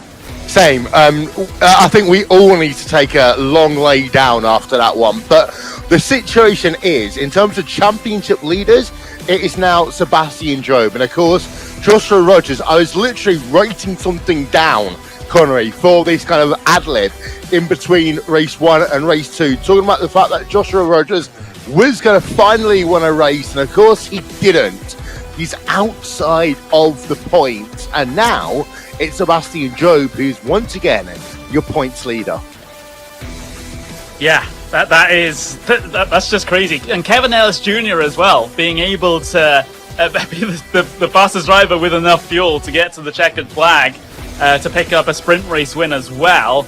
That is absolutely crazy for him. Jamie Fluke getting himself onto the podium as well, and he's been sort of languishing in the mid-pack so far this race as well. So a lot of drivers that usually mid-pack runners and sort of towards the back of the pack runners have gained a huge amount of points in this race. Indeed, so apologies there for my phone clip. I am back normally, as I should be. And in terms of what happens next, Connery, because of the craziness that happened, it will mean that some of our big drivers have to start towards the rear of the field for race number 2. Of course, Circuit de Sarthe is one of those racetracks that gives yourself the opportunity to overtake down the multi-line, etc. But we have got a fantastic 30 minutes of racing coming up now. I get the feeling there are some drivers and teams out there that are just going into their setup right now and just adding a couple more clicks to the fuel number to put in a couple more liters, because they don't want to have anything like that happening here in the feature race. Let me tell you that. We've got a replay here. This is Joshua Rodgers that's going to come up on your screen in a moment, and this is Joshua Rodgers and what happened to him. This is the Vodafone replay here, exiting the Porsche curbs, heading himself down towards the final chicanes. And this is a double whammy actually for Josh, because not only did he have himself the incident where he ran out of fuel, he then, as he drove on towards pit road, got himself a time penalty as well. Yeah, that's going to be an unsafe pit entry there. He didn't actually go through the actual pit entry for the... well, he got into the commitment cone, the yellow cone, so that's fine, but he just had to go do a little bit of off-roading in that Porsche 911 GT3 Cup car. I'm not exactly sure if that's officially endorsed by Porsche, but there we go. We'll just have to take it at face value. But look at that, the gaggle of cars on the pit lane, realizing, oh no, we don't have enough fuel to go one extra. I think the correct phrase was not "oh no," but I'm not allowed to say that on air. And if I do, I'll get into a lot of trouble. But I think for Martin, for example, will know that when you talk about Le Mans, it is always the last lap that is the most important. You can run for 23 hours and 57 minutes like another car did back a couple of years ago, but if you do not complete that last lap, you are not classified as being a part of the race finishers at all. And Connery, Le Mans, I mean, like Indianapolis is one of those things that we always say the track has a say in who wins a race. It's exactly the same for Le Mans. Yeah, it absolutely is. And I think in this little warm-up session that we now have between the heat race and, of course, the feature race, it will be a welcome 10 minutes for the drivers to just calm down and get their thoughts straight after an absolutely crazy race that we've just had. And does this unsettle now a couple of drivers coming into that feature race, because they've had this absolutely insane moment have happened to them, and now are they second guessing everything coming into this second race? Well, there's always that song that says this is 10% luck. I'm not going to sing the entire song because YouTube will probably block us, but this is one of those races, I think now, the next 30 minutes, there's a lot of teams and a lot of drivers that really need to basically sit down and think, what do I want to do? Do I want to think about victory, or am I thinking about getting some points, getting out of Le Mans, and then heading ourselves over to the Nürburgring? And with that, we hopefully have given themselves enough of a break. But let's hand it back over to Paul Smith and Martin Haven. And Martin, I still don't have the words. No, and they're probably not broadcastable, and I'm sure at VRS Coanda there's probably quite a lot of words that we're really glad we're not hearing on the Twitch stream, because they messed it up. And actually for Josh Rodgers, suddenly realising he didn't know coming out the Porsche curves he was running out of fuel, otherwise he'd have been coming into the pit lane coming straight ahead. He didn't realise that they were going to get to the line and he'd have to do another lap, and that's why at the last minute he cut across all that runoff area. And as you rightly say, that is a penalty in the real as well as in the virtual world. So yeah, have you done your fuel numbers properly, and are you going to gamble? Well, there was a lot who didn't think they were gambling probably, but ended up being on the wrong side of Lady Luck. And again, like Indianapolis, all you can do is turn up with the best you can possibly have and hope that Lady Luck smiles at you at Le Mans, because you can try and make your own luck, but as Toyota have found out and proved to us again, one lap from the end of the 24 hours, 3 minutes left on the clock, it ain't over until you get to the checkered flag. So, you know, we saw contact, we saw lots and lots of good slipstreaming racing in the sprint. You can be a little more patient in the main race. Let's hope some of them are, because some of them do need to have a bit of a calm down. Here's a great move, Josh Rodgers, around the outside into Indianapolis. They're over 250 kilometers an hour there, coming down to 100 for the left-hander. So it's a huge sweep round the nose of the leader. But look at this. Yeah, getting in. The problem there is the curb on the inside at Indianapolis. It's high, and unfortunately, Kevin Ellis Jr. leapt the curb, and when you're in the air, it's harder to slow down than when you're on the tarmac, and that's why he clattered Josh Rodgers. Yeah, for some reason, having tyres on the track is helpful in slowing a car down, but certainly, it was a bit of a rush move down the inside. I will say I have seen a couple of drivers saying that they're adding an extra 7 litres for this race and their fuel setup. But conditions for today, well, I mean, I'm looking at this on there. It's a nice clear sky up there, and there we are in Fahrenheit, 70 degrees Fahrenheit air temperature set 98 Fahrenheit on the track. For those of you in Europe who use metric, it is 37 degrees Celsius on the track. That's still jolly hot, isn't it? Yeah, it's rather warm. Is that then the drivers in this 30-minute race, normally we'd be saying they'll be feeling the effects of the tyres getting a bit too hot towards the end of the race.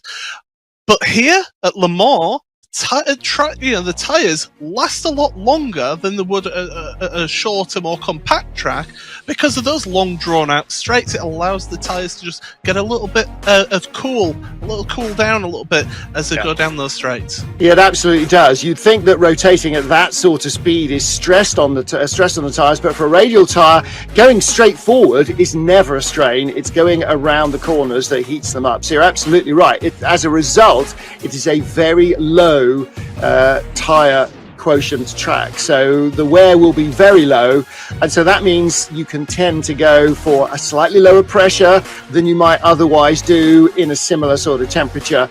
98 degrees, that's a lot of track temp, nearly 40 degrees. We've seen a lot higher on hot summer days in June at Le Mans though, over 55, sometimes climbing up towards 60 degrees. So actually the ambient's not too destructive for the tyres either. However, sliding the car around, and of course everybody's using minimal wing here, that will damage your tyres. Let's take a look at our race 1 result. I said coming in we had 3 different winners from 6 races. We now have 4 different winners from 7.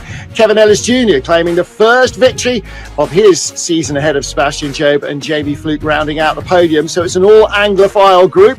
Johan Hart in 4th, Jeff Gyasi in 5th, and Christopher Dampietz rounding out the top half dozen. Max Binecki, despite contact, penultimate lap, he ended up in the top 10. Patrick Holtzman, who will be one of the fastest drivers in race 2, our main race, starting from 11th on the grid. Martin Kronke rounding out the point scorers in the first race in 20th place. But you have to look a little further down for the likes of Dane Warren, Jack Sedgwick, Josh Rodgers, Tommy Østgaard.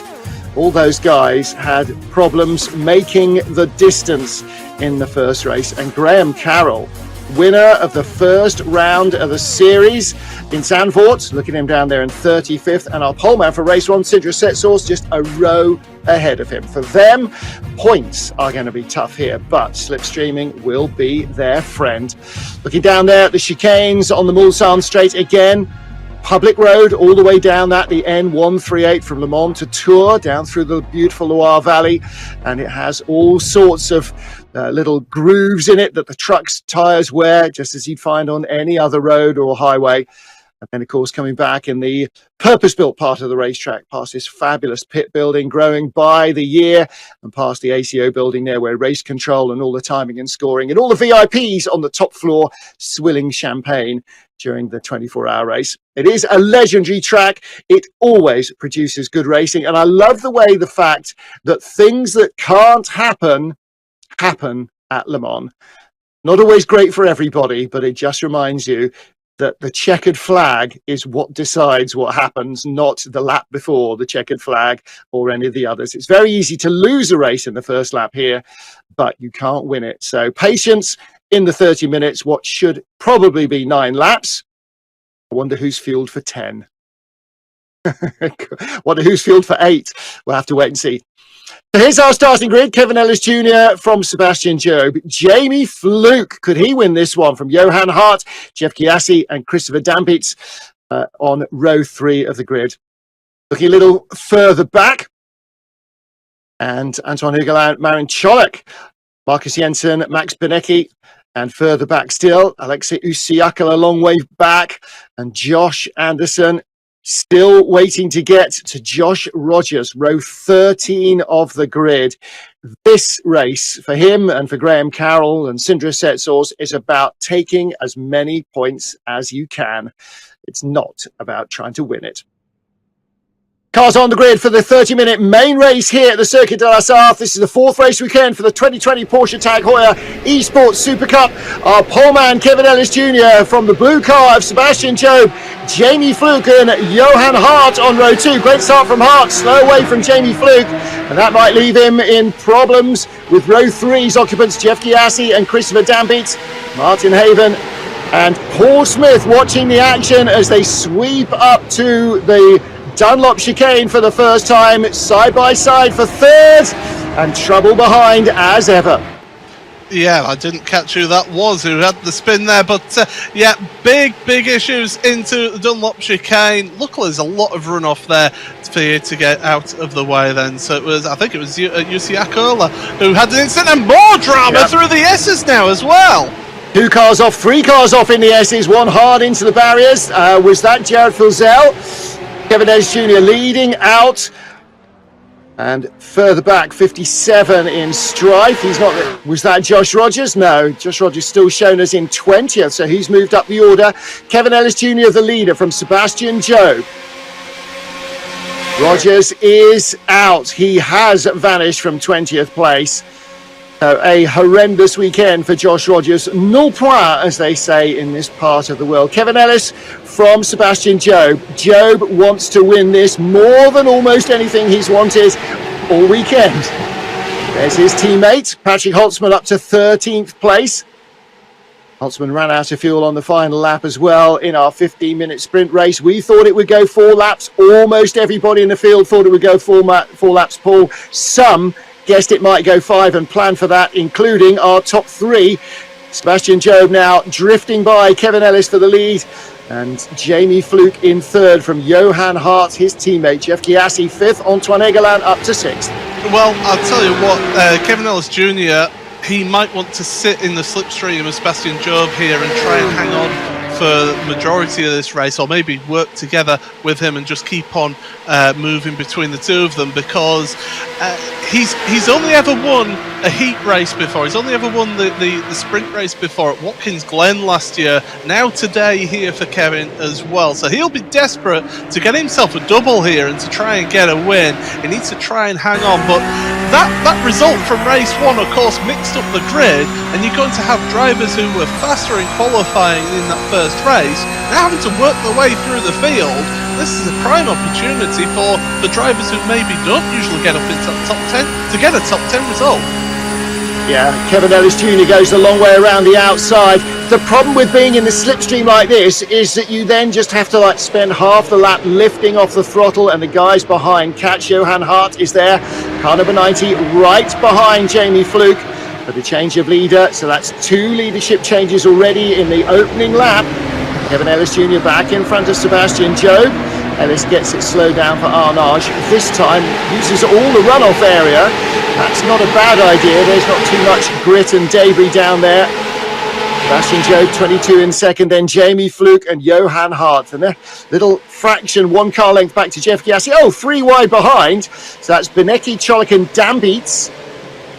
Who's coming out of that on top? Marin Cholak just in car number 4. And behind them, 24, Mitchell de Jong as well. There are so many names in the pack that looked as though they were going to be on the podium in race 1, aren't there? Yeah, they certainly are. But I'll tell you what, somebody who has had an absolute nightmare of a season so far has been Mitchell de Jong. He's just not had a good start to the season at all, and he was one of the ones who came out of the pits after not having enough fuel in that sprint race. So he's trying to have a bit of a recovery drive and trying to get himself a bit of a good result, really, to then take some momentum into the championship. But really, it's been an absolute nightmare for Mitchell, so he'll be hoping for a good result. But Benecke, Antoine Higelin, we don't, he's in there and around. Apex Racing Team, they've done a really good job this time around. Up to the Dunlop chicane with Kevin Ellis Jr. leading them on lap 2 of the Circuit de la Sarthe, the full 24-hour Le Mans circuit, 13.6 kilometres.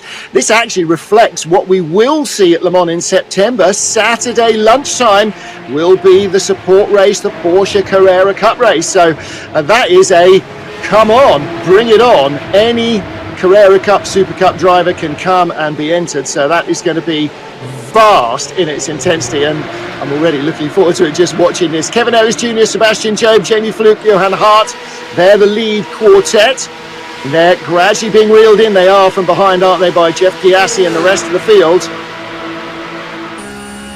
Let's go on board with the number 43 car in traffic. This is Brian Lockwood. And you can hear the engine coming on and off the soft limiter.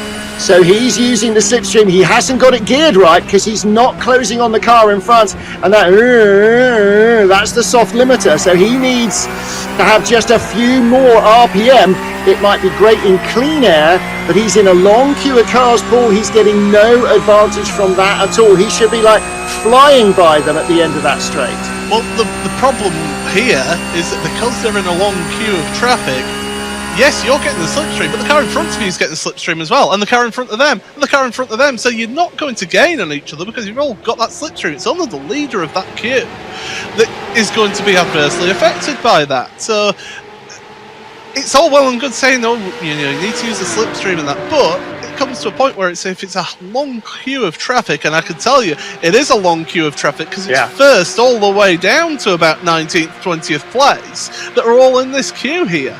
And that's why you need to have these things in mind. You need to have a few hundred more RPM in your gearing, and he hasn't. So he's like absolutely on the hard limiter, or on the soft limiter, and he can't go any quicker, despite the fact that the tow is trying to pull him along. So it's not the engine running out of revs, it's the transmission running out of gears, or out of teeth in the gears. So Kevin Ellis Jr., as you say, leads the top 25 breakaway. It's pretty much, where are we? Our lead group is 6 or 7 seconds long. It's about 20 cars long, and Sebastian Job again very well hooked up there, wasn't he? Out of Mulsanne corner, makes the pass around the outside. Oh, here we go, trying to find a way around the outside. That didn't work. That's again Brian Lockwood trying to get by Tommy Usgaard, and Lockwood has got Matti Kaidasoya behind him. So all sorts of racing going on. That actually is a battle for 19th and 20th. Yeah, this is just towards the back of the lead pack here. Yes. As they're fighting it out, we've got Patrick Holtzman battling out with Thomas Tetteler as well. So they're battling for 13th, 14th and 15th. So drivers are, again, you can't get too impatient at this stage of the race. There's still 22 and a half minutes of the race. We're not even a third of the way through this one. No. And if last race showed us anything can happen in this race here. So you've got to be a bit patient. You've got to think these things through. But if you're confident that you are significantly faster than the car that you're chasing, you do want to get past them so you don't lose out on the drivers in front. The lead group, the breakaway, is 28 cars long. 28th place is Jeremy Bouteloup, 1.8 seconds behind him as Alexei Usiakala, who is the leader of the next group. So this long queue of cars is basically an entire Porsche Supercup field. Yeah. This is 28 cars in a row, and there's the gap. There's Usiakala in 29th place. So that's just plain ridiculous. You've got to work your way up the order. Patrick Holtzman looking at the 27 car, and your timing and scoring pylon shows you that he is in 14th position. Holtzman trying to work his way back up. One of the fastest cars in qualifying, but again, he ran out of fuel. He needed to dive into the pit lane, but couldn't. And back with our lead group with Jeff Giassi. This is the number 7 car in 5th place. And again, big breathe off the throttle there, going through Tertre Rouge. That loses him rather than gains him ground on the queue in front. And he's got company in the mirrors, hasn't he, Paul? Yeah, he certainly has. He's got Max Benecke. You can see him actually in the top right there in the mirrors. As we cut away to Patrick Holtzman then. Also, you can see Holtzman in the background. You've got this battle here as well. Giassi, Benecke as well. So, it's a bit of an imposing figure to have in your rear view mirror, and it's quite a distinctive livery as well with that orange front end. You know who's coming through. It's almost like the Senna helmet, isn't it? You suddenly see that bright colour, and it's like, oh, hang on a second, I need to concentrate here. But these are all the top drivers. They'll be intimidated to a point, but still they'll also want to get the shoulders out. Yeah, not for long, will they? 2 by 2 by 2, they come down the straight towards Mulsanne corner. The ligne droite des Emudiers. Look at the way it sort of continuously goes up and down. Out of the second chicane and then through the infamous kink. This used to be, when they used the whole straight, this used to be proper heart in your throat moment, trying to take the kink flat, especially in adverse weather conditions or in traffic at night. It was a very, very big deal to try and keep your speed up all the way down. Tetteler and Holtzman, 107 and 27, wheel to wheel. Right behind them is Mac Backham in the 16 car. BRS Coanda trying to rescue something. Oh, and turned around 42. Kaide Soja, he was right behind the Oscar Lockwood battle. And behind him was Alejandro Sanchez. So, did he overcook it or did he get tagged? I have a funny feeling he got a little bit of assistance on that, but luckily for him, he did spin to the inside of the exit of the corner, so he wasn't blocking anybody when he went and gave it a boot full of throttle to get that car back around. So able to carry on. We have had issues there for one of our drivers. That's Antoine Hichler through Indianapolis sideways. We just caught the end of it there on screen. Code Brown moment for the Frenchman, definitely. And the leader has changed again. Kevin Ellis got back past Sebastian Jobe. He was always shaping up to do that down the straight. You could barely see him behind Sebastian Jobe's Red Bull car. So Kevin Ellis Jr. back in front. Jamie Fluke, Johan Hart. They're doing a really good job, those two. They are just being patient. We're on board with Martin Krunke. Krunke in car number 5. And where is he? This is the battle with Thibaut Casubon ahead of him, the 18-year-old Frenchman. Marc Perez in the mirrors behind him into the Porsche curves. And again, it's modulating your throttle. This is a little bit like the Beckett's S's, only with walls. You can't carry more speed than the corners will allow, even though the previous one was quick. Some of them demand a lot of speed to be taken off. Down towards the forward chicane. This again is our battle just outside the top dozen. By the way, in the points now, Graham Carroll is 24th, Sindre Setsaus 22nd, Alejandro Sanchez 21st, Tommy Osgaard 19th. So they're not picking up a lot of points, but they are in the points, and that's not where all of them started. Yeah, it's crucial for them to move through and just get as many points as they possibly can here in this one. Setsaus will be disappointed with how he started at the front of that last race and was able to try and push on through, but you know, he'll be disappointed with being down there and getting involved in instants. So just get him whatever points you can get. Whenever you get a bad race, if you've got enough a race, straight away it's right, okay, this is a new race, let's just get as many points as we can, damage limitation, and move on to the next week. And what about Josh Rodgers? Came here as the slender championship leader. It's a 75-point weekend every weekend, and 75 of those points have gone a single one out of either race so far. On board with Thibaut Casubon, the young Frenchman in 2-1-1, 17th place. That's Krunke ahead, so Krunke got by. Remember when we rode on board with Martin, he was behind the Frenchman. And here, oh, again, you can hear on the soft limiter there, just running out of revs as he needed to close right up behind into this chicane. Now there's an issue here as well with that gear. Sometimes it's best to almost just lift off slightly off of the throttle and just sit the revs just below that soft limiter. You can sometimes just get a little bit more of a consistent speed rather than just bouncing it off of that limiter. Just keep it just below that, and it's actually more consistent and feels better for the car in terms of speed. And it can sometimes work out that way, but you know, just taking the flat out brick on the throttle approach as Brian Lockwood goes for a spin. Yeah, Brian Lockwood spinning away 20th position, so he will end up out of the points. That's a tough break for him. Lead group is now 6. Kevin Ellis Jr., Sebastian Jobe, Jamie Fluke, Johan Hart, Jeff Giassi, and Max Benecki. Benecki there showing his orange and white nose at the back of this septet. They are just starting to creep. 7 is septet, isn't it? Hexet, sextet, yeah. Top 6. Just starting to creep away from Jared Filzel. Jared Filzel was working his way up the order. He got by Marin Cholak and I think Christopher Dambeats in that last lap. In fact, Cholak got by Dambeats as well and changed for 5th. Ooh, side by side. A change for the lead. Sebastian Job went by Kevin Ellis and it was side by side and they both survived. Max Benecki ahead of Jeff Giassi for 5th. Yes, so again, that's a brave move going into the right-hander before Indianapolis. You know, that to go side by side, it really is tricky to hold it out there because it's so dirty on the outside. Here we go, a Vodafone replay then of what happened with Brian Lockwood as well. This is down into the second of the chicanes down the Mulsanne.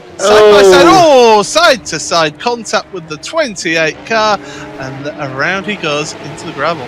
Yeah, Alexander Tiber had nowhere to go there, played no part in that. Unfortunately, Brian Lockwood just drove up his door handle, so that was the end of that. Sebastian Job leads then, can't break away from Kevin Ellis Jr. Now, we talked about that issue in the slipstream where you're hitting the soft limiter and the car won't go any quicker. That is not an issue Kevin Ellis Jr. has had. Every time Job's been in front, Ellis has been able to slipstream his way right up underneath that rear wing and stay there. So he's got those few hundred RPM, might even only be 100 RPM. But that makes a difference, and it's all about how you've got the car set up. Jamie Fluke in 3rd place. So here we go.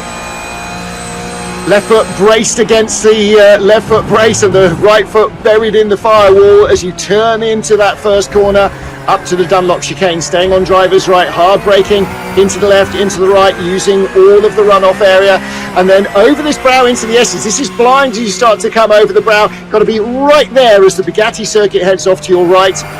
Early apex here, use the curb, not too much here. This is all now about getting down to the first chicane. So Tertre Rouge is up ahead, down 1, and down 2 gears there. He went down 1, then pulled the next gear very early, so he knew he had good momentum. And let's see how long it takes to hoover our way up behind Kevin Ellis Jr., who's right in front. You are creeping ever so slowly closer in the slipstream. Now, one thing that I noticed that Sebastian Job was able to pull out a little bit of a gap over Kevin Ellis Jr. in that first sector of the lap, in that first part of the lap, and he was able to pull out to about 7/10 of a second. It's closed back up that little bit on the first part of the Mulsanne straight. So as we saw in the Sprint Cup, the Sprint Challenge, should I say, and as we saw in the Sprint race here in this series as well, that first part of the Mulsanne straight is not so much about making the move into the first chicane, it's getting you close enough to make the move into the second chicane or even into Mulsanne corner. Well, Sebastian Job still the leader, over hard on the driver's right, flicks the cone out of the way, it'll be back there next lap, and turns into the second of our chicanes. The first one goes right, left, and the second one goes left, left. One on either side of the main straight, through the kink, underneath these fabulous trees that line the circuit, and heading down towards Mulsanne corner. Through the town of Mulsanne and on down towards Tours this road goes, but we turn right the wrong way round the roundabout, or the right way round the roundabout, and a mistake under braking there again from Kevin Ellis Jr. Kevin Ellis Jr. got it wrong again, just as he did in the first race when he bounced Josh Rodgers out of the lead. He messes up the braking at Mulsanne corner. Through to second has gone Johan Hart, Max Benecki is third, Jeff Giassi is fourth. That's the lead group. That was teammates Jamie Fluke getting into the back of his teammate there of Kevin Ellis Jr. And if you never want anything to happen, it's making contact with your teammate right there. So absolute nightmare for the two of them. They're recovering now from that. But Fluke down to 25th place after all of that. Ellis Jr. down to 18th. But that's now allowed Johan Hart and Max Benecki, Jeff Giassi, to get up to the back of Sebastian Job here. So Job in the points on the podium, Benecki on the podium. Don't forget Max, winner of both races in Barcelona. And he came in here in 4th place, just 29 points off the leader, Josh Rodgers, who scores zip. Benecki then, along with Sebastian Job, are going to move up probably into first and second. Let's take a look again who did get it wrong under braking. Well, there's the 40 at 98, Kevin Ellis Jr. Did he get it wrong, or was he tagged from behind? I think it was tagged fluke, in.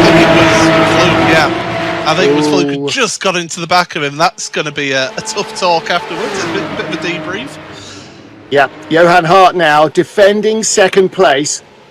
And this is good news for Sebastian Job. The longer Hart holds off Benecki, the better for Job, because it slows both second and third place cars down. Possibly brings Brazilian Jeff Gyasi into the equation, who's there just about hanging on in fourth. And Benecki, if Gyasi is right up behind him, can't afford any lunges on Hart. At the moment, he can't anyway. We're only at 2/3 distance, 10 minutes to go. We've completed 5 laps in 20 minutes. How many more are we going to get? Well, I think it's a hope and see, really, isn't it, as to how many laps we get. I did want to give a quick mention, though, to one driver who was having a particularly good round. He benefited from that swathe of drivers who ran out of fuel. Marin Cholak up in 7th place in this race at the moment, and finished in the top 10 in that sprint race. So he's somebody who's maybe not been with the pace of the leaders, but give him a chance up there near the front, and he's doing a good job for his team. Yeah, my first time commentating on him was in Seat Leon Eurocup. He raced in European touring cars. His best result this season, 18th place in the main race in Barcelona. So he has a handful of points, but as you absolutely correctly point out, you've got to be in it to win it. And he is in there at the moment, very firmly in the top 10 in 7th spot, holding off Christopher Dambeats and chasing down Mitchell de Jong. We're right on board with Marin. Good, fun guy to chat to, loves his motor racing, and clearly the budget is a lot more sensible for the sim version than for the real version, where he tries, like a number of drivers, to combine the two. Little gap back from them to Antoine Eguelin in the number 18 car.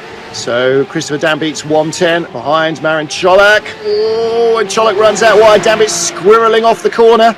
And toward the tail of the car, stepping out as he nailed the throttle. He somehow seems to have got a little bit of traction. Meanwhile, Josh Rodgers leads in 22. Johan Hart going defensive and early. And, whoa! What happened to Sebastian Job? How come Johan Hart just went straight by him and Max Benecki went straight by him as well? That cannot have been a slipstream effect. Surely, did Job let them go? I think he's let off. Yeah, I think he's backed off the throttle here because it's getting towards the final few laps of the race. You don't want to be at the head of that field on the final lap, do you? So he's maybe just getting himself set up to be in prime position. And here comes Benecki now. Yeah, Benecki's going to hit the front. The other thing is exactly what cyclists and birds flying in formation do. You don't spend the whole time out front pulling the queue along. They go, move in front of you, and you sit back and just gather your thoughts a little. And of course, in cycling and flying as a bird, you gather your energy back because you're now benefiting from the slipstream of the cars in front. I think you might be right. He might possibly be slightly worried about fuel as well. We'll have to wait and see. Jeff Gyasi behind him in 4th place. Then a little gap back to Jared Filzel and Mitchell de Jong. But that little gap is coming down. It's come down half a second in the last couple of laps. So the pretty much all white nose of Chad Filzel with Mitchell de Jong behind him. Those two are working together. Again, nice and calm, not doing anything, not attacking or defending, just catching up. And that's critical because, again, if you're in the lead group, who knows what could happen. As we saw in our support race and as we saw in the sprint race here, you could end up, if you're in the top 6, being on the top step of the podium. It's amazing how many drivers throughout motorsport as well as sim racing don't actually cooperate and work together and end up losing out on wins or podiums because of them being so focused on making their move past that one driver in front. Whereas if you think the big long game, you can work together, especially at a track like this or at Monza, where you can use that slipstream, work together, pull both of you forward into that battle. You've potentially got a better result forthcoming that way. So a lot of drivers, there's a lot of drivers that won't do it, but these are some of the best. They're seeing this opportunity here to pull forward. Look at this now. Phil Sell is right onto the back of Gyasi behind. Yeah, Gyasi is just losing a little bit of ground to the top three, isn't he? That toe's not working as well for him. He's more than half a second back, so he's not feeling so much of the effect. And these three are starting to ease away. And actually, you don't need to work, quote, together with the car in front. All you need to do is sit behind him. Yeah. He can't make you pass, although Sebastian Job did. He allowed the other two to go by just pulling out and slowing down. Just lifted off the throttle, rolled off the throttle, rolled onto the brakes, down into Mulsanne corner, and they just shot by him. So Benecki is now doing the donkey work, Johan Hart right behind, and Sebastian Job can sit there, pulls out of the slipstream, cool air through the radiator, making sure that there's no dramas with brake temperatures, with engine temperatures, because when you're in the turbulent air, that turbulent air does not work as efficiently in all of your cooling systems. So pull out on the straight, have a deep breath, pull back in, allow the engine to breathe, allow the brakes to breathe. And as you say, Jeff Gyasi has been caught by Phil Zell, and De Jong has come with him. So De Jong has just sat there. Have you got the quicker car? Great. Fantastic. Do it on the last lap. Don't do it 3 laps before the end, because that gives them a time to fight back. You've got to time your move. And here comes Johan Hart. Max Benecki just breathing off the throttle, rolls off the gas and onto the brake, and allows Johan Hart to take up the front running. So the Frenchman is out front, but for how long?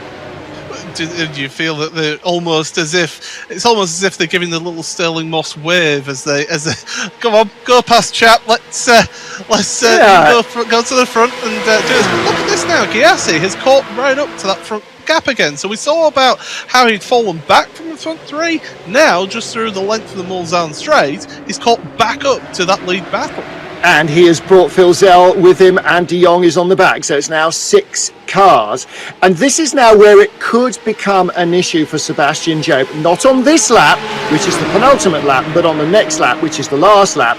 If the top 3 don't break away, Job is not free to position his car where he wants. Right now, Benecki uses the side toe, but Job is going with Johan Hart. So those two will be quicker. And Benecki on the inside loses the place, even though when he pulled out he had more speed, because he was hung out to dry by Sebastian Job. So Job is already thinking like it's the last lap of the Daytona 500, like it's the last lap of Indy, like it's the last lap of Le Mans, or again the Nordschleife. When we get there, when you come out of Schwalbenschwanz down the Dottinger Höhe, then it is slipstreaming central. The previous 170 odd corners count almost for nothing. If you can get a toe there, then you're in the catbird seat. And again, riding on board with Max Benecki, with Jeff Gyasi rather, right behind Max Benecki, is the Brazilian here in a position where he's got something. We haven't ridden on board with him in the slipstream. He tends to catch up and then loses immediately when the 3 in front settle down, a little further back. What's this battle? Well, it could be for anything and anywhere, really, couldn't it? So many cars close together. That's Alejandro Sanchez on the back, behind Alexander Tiber. And so it's Ellis Jr. and Matt Backham battling it out there for 16th, 17th. And Mark Perez in the middle of that quintet. You're absolutely right. Kevin Ellis Jr., who was in our lead group, Matt Backham, Mark Perez, Alexander Tiber, and Alejandro Sanchez. So that is 16th to 20th place. Well, the question is now, is this the last lap or not? We'll have to wait and see. A minute and 40, yeah, it is. It should be. But can't see them getting round to the line in a minute and 30 seconds and beating the clock. So this will be the last lap, which is lap 8. So we didn't even get to 9. So really, it was a major surprise then. And I didn't see the clock when the leader crossed the line, but it must have been within seconds, if not fractions of seconds. So that's a tough break. Oh, look at the guys behind them as well, going pretty wide through the S's. That's not exactly the best way to get the Tête Rouge, and that's allowed this front 3 to just make a breakaway now. And that is playing into the hands of one man and one man alone, and that is Sebastian Job. Job has got no one behind him. He now dictates who wins this race. Again, pulling out on the slipstream, on the straight, cooling the brakes, cooling the engine, tucks back in behind Max Benecki. Max not making a move yet, and wisely not. Too wide behind, and from the back, Mitchell de Jong is now up to 4th, isn't he? He's just gone by Jared Filzel and Marin Cholak. Cholak in that 3 wide, he's just gone by Filzel into the chicane there. So 24, Mitchell de Jong now up to 4th position. But he's got 2 cars behind him as well. Yeah, it's swings and roundabouts. Yes, you've made it up into 4th place here, but you're going to be straight away under attack into the second chicane and onwards in towards Bolzano or even towards Indianapolis. So it's great that you get that position. It's all about hanging on to that position and hanging on by the skin of your teeth. Now what you're going to have. Paul, I don't want to downplay Johan Hart's place in this, but it's who blinks first, in my opinion, between Max Benecki, car number 11, who's second, and Sebastian Job, car number 22, who's third. Job is sitting there going, go on, have a go. No, he's not going to have a go here. Benecki has to do it at the last possible moment, and he might think that's Indianapolis. But once he's committed, Job still gets to show his hand, and it remains to be seen what he's got. So we're riding on board with Max Benecki through the kink, past the trees on the left where Peter Dumbrecht's Mercedes landed, and the super fast run. Here he pulled out of the slipstream, flew into the trees. That super slipstreaming run. So here we go, Benecki nails his colours to the mast. I've got to win this from the front. I've got to make sure that Sebastian Job does not get by Johan Hart, and I have got to win this, but he runs out wide into the dirt, and that compromises him down into Arnage. He just squeezes his nose in front of Johan Hart, but with a clean run off the corner, Sebastian Job could now have a real advantage, although Mitchell de Jong is not too far behind. Still though, Benecki from Hart and Job in third. Here comes Hart. Job's got to pick a side. They're coming down to the Porsche curves. There's not much time left. If Sebastian Job wants to win this, he has got to side with somebody. Benecki holds on. Max Benecki leading into the Porsche curves. Final lap of the race here at Circuit de la Sarthe on the full 13.6 kilometre Le Mans circuit. He timed it right. It was Indianapolis that was the place to make the move.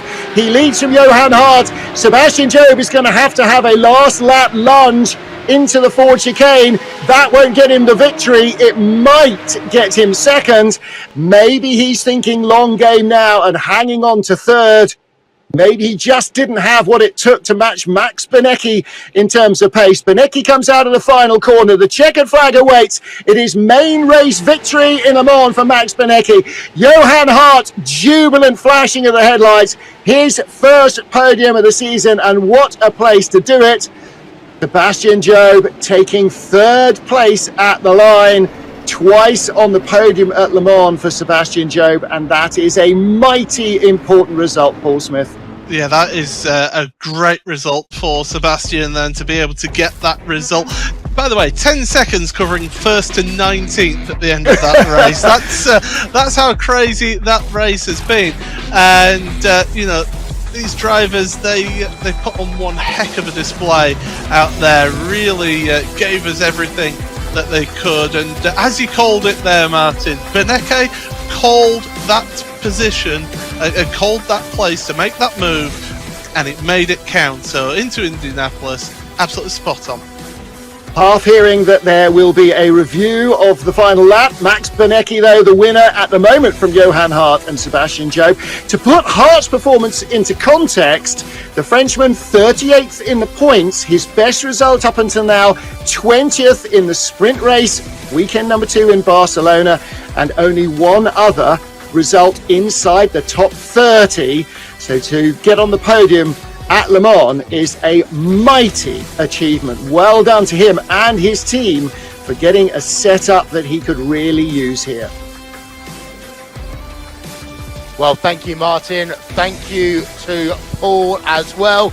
Wilkinson along with Connery Maddock, as we are going to wrap up our coverage in a few moments' time. But Connery, as the rest of the results come up on your screen, it is important to note that all results, as always, are provisional because they are always reviewed after the race.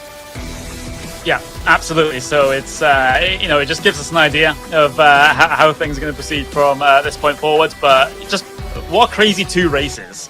Let me just say that Max Benecke really coming to the forefront in that feature race. He started in the 10th spot, but like I said just before qualifying, it doesn't really matter where you start here as long as you can slipstream your way up through the field, and that is exactly what Benecke did in this event. It helped that Rodgers was taken out of the is out of the equation as far as the race at the end there was concerned. But for Benecke, it's his 2nd feature race win so far this season. He had a feature race win at Barcelona, Catalonia as well, and now he can basically forget about his poor round 1 of the season.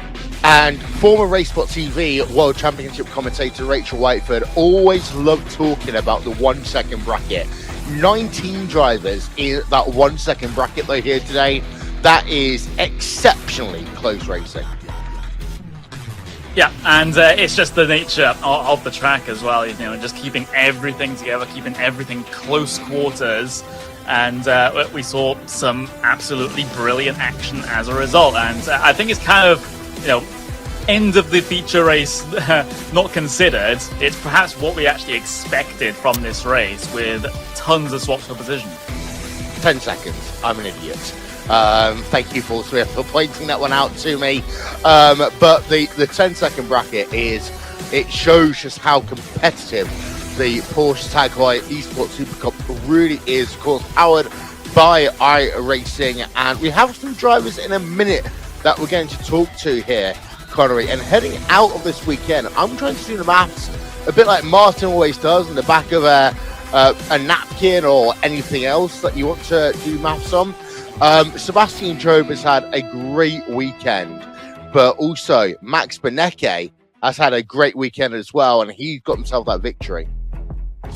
Yeah, so we'll see a bit of a shuffle as far as the top couple of positions in the point standings are concerned. Josh Rodgers definitely not going to be leading this one, coming towards the points being updated.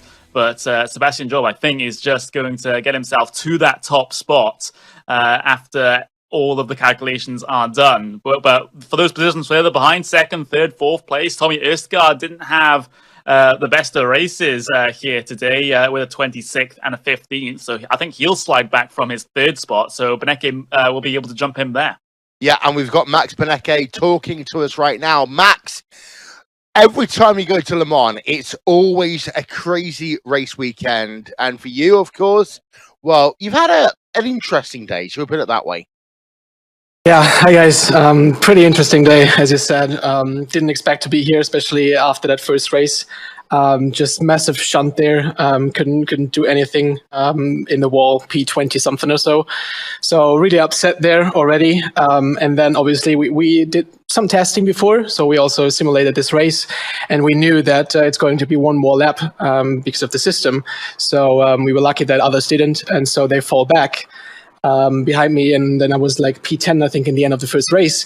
So a good position in the end to start the race, especially on Le Mans. But then obviously, yeah, I knew the car is there in the draft. We were just missing some top speed, and that was done then with the draft we had. And our car was pretty good in the Porsche curve, so I knew that once I'm ahead in the last lap, I can win. So I just tried to overtake as nicely, as smooth as possible. Got lucky there with the two Apex cars hitting each other. I almost had the same there. It's really tricky to brake there. When you're in the draft, you're easily 5 kph faster, and then suddenly you have to brake down, and everything piles up. So it's really, really hard. But in the end, just super happy about this win. Didn't expect this at all. I went into this race and I thought, oh my God, what's going to happen here? Le Mans has never been one of my favorite tracks, but now one more win, which is perfect for the championship. So yeah, great stuff. And also great racing there up front in the second race. It was really nice to just keep the draft and overtake a bit, and then drive in the Porsche curves. Made fun. We saw the pass with a race lead heading towards Indianapolis in the final lap of the race. You talk about how hard the draft is, and you talk also about just how hard the racing is here. How different has the racing been here at Le Mans, and what you expect in terms of similar racing action at the Nürburgring in a couple of weeks. Yeah, Le Mans is unique. You don't have another racetrack in the world with that many long straights. The draft is not that strong, but once a straight is like 1-2 kilometers long, then the draft gets pretty strong, and you get those last couple of kph. Obviously, the rev limiter, but it's still all right. You can still overtake, especially when the guy in front of you doesn't have draft. So I just waited there to make the pass on the last possible straight, which worked out perfectly. And we also practiced that before, so made a good difference. Nordschleife is going to be completely different. It's double the length almost, I think. So. And we don't have long straights, so we only have one, and there's not much to do because you have to keep up with the guy in front of you during the whole 7 minutes before that long straight. So that's going to be interesting. It's a lot more downforce needed than here on Le Mans. So completely different, long track. But the difference is you make one mistake on the Nordschleife and you're done. It's 50 years and a week since Porsche's first ever victory at Le Mans. And of course, you and I both know the history that Porsche have had at this event. How does it feel winning at Circuit de la Sarthe, winning at Le Mans in a car that, of course, has been so synonymous with this racetrack?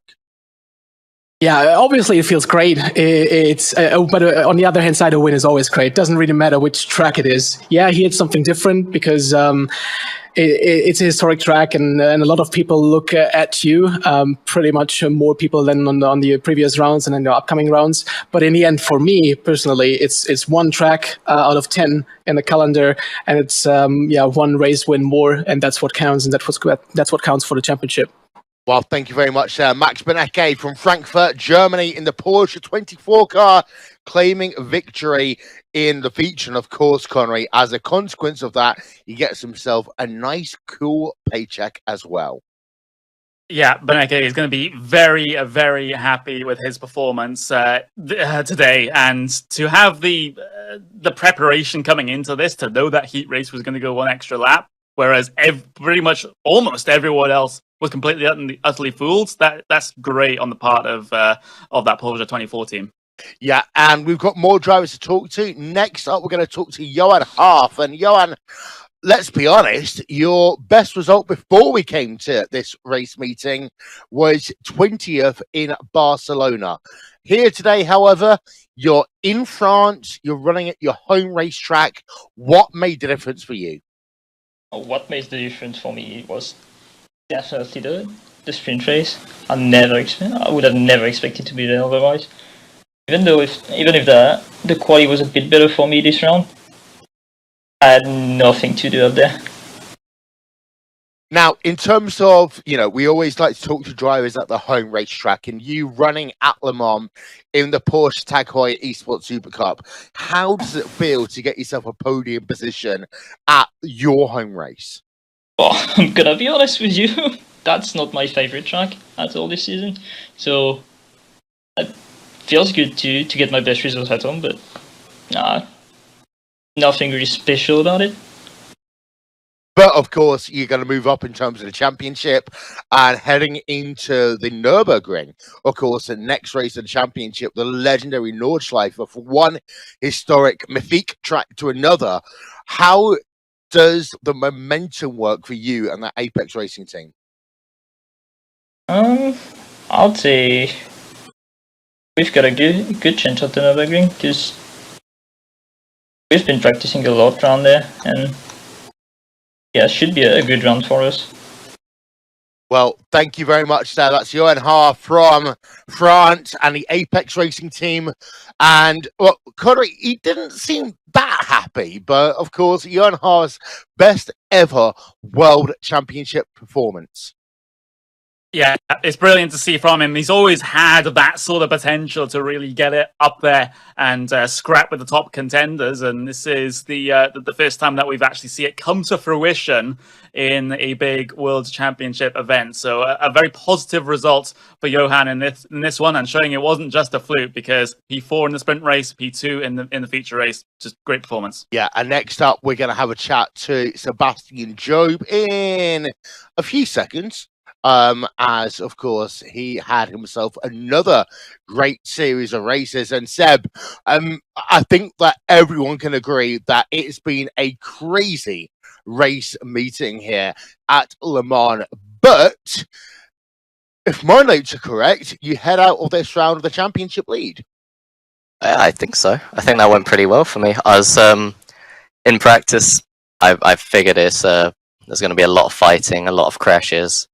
So I came into this just like chill out, let everyone else fight and crash, and try and avoid it all. Kind of worked out. I think you could probably tell I wasn't really going for the win in either races.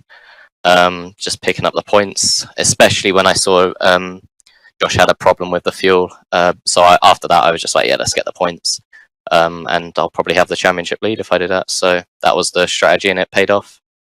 This race and the next race at the Nordschleife, they are those two that most of the teams and most of the drivers circulated as being the kind of wild cards.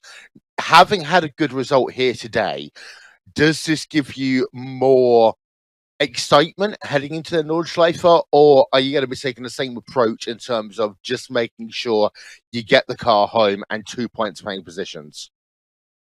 I'm not really sure how we'll approach it, but I think it'll probably be similar to this. I'm not gonna go for too many crazy moves. Just kind of get the points again.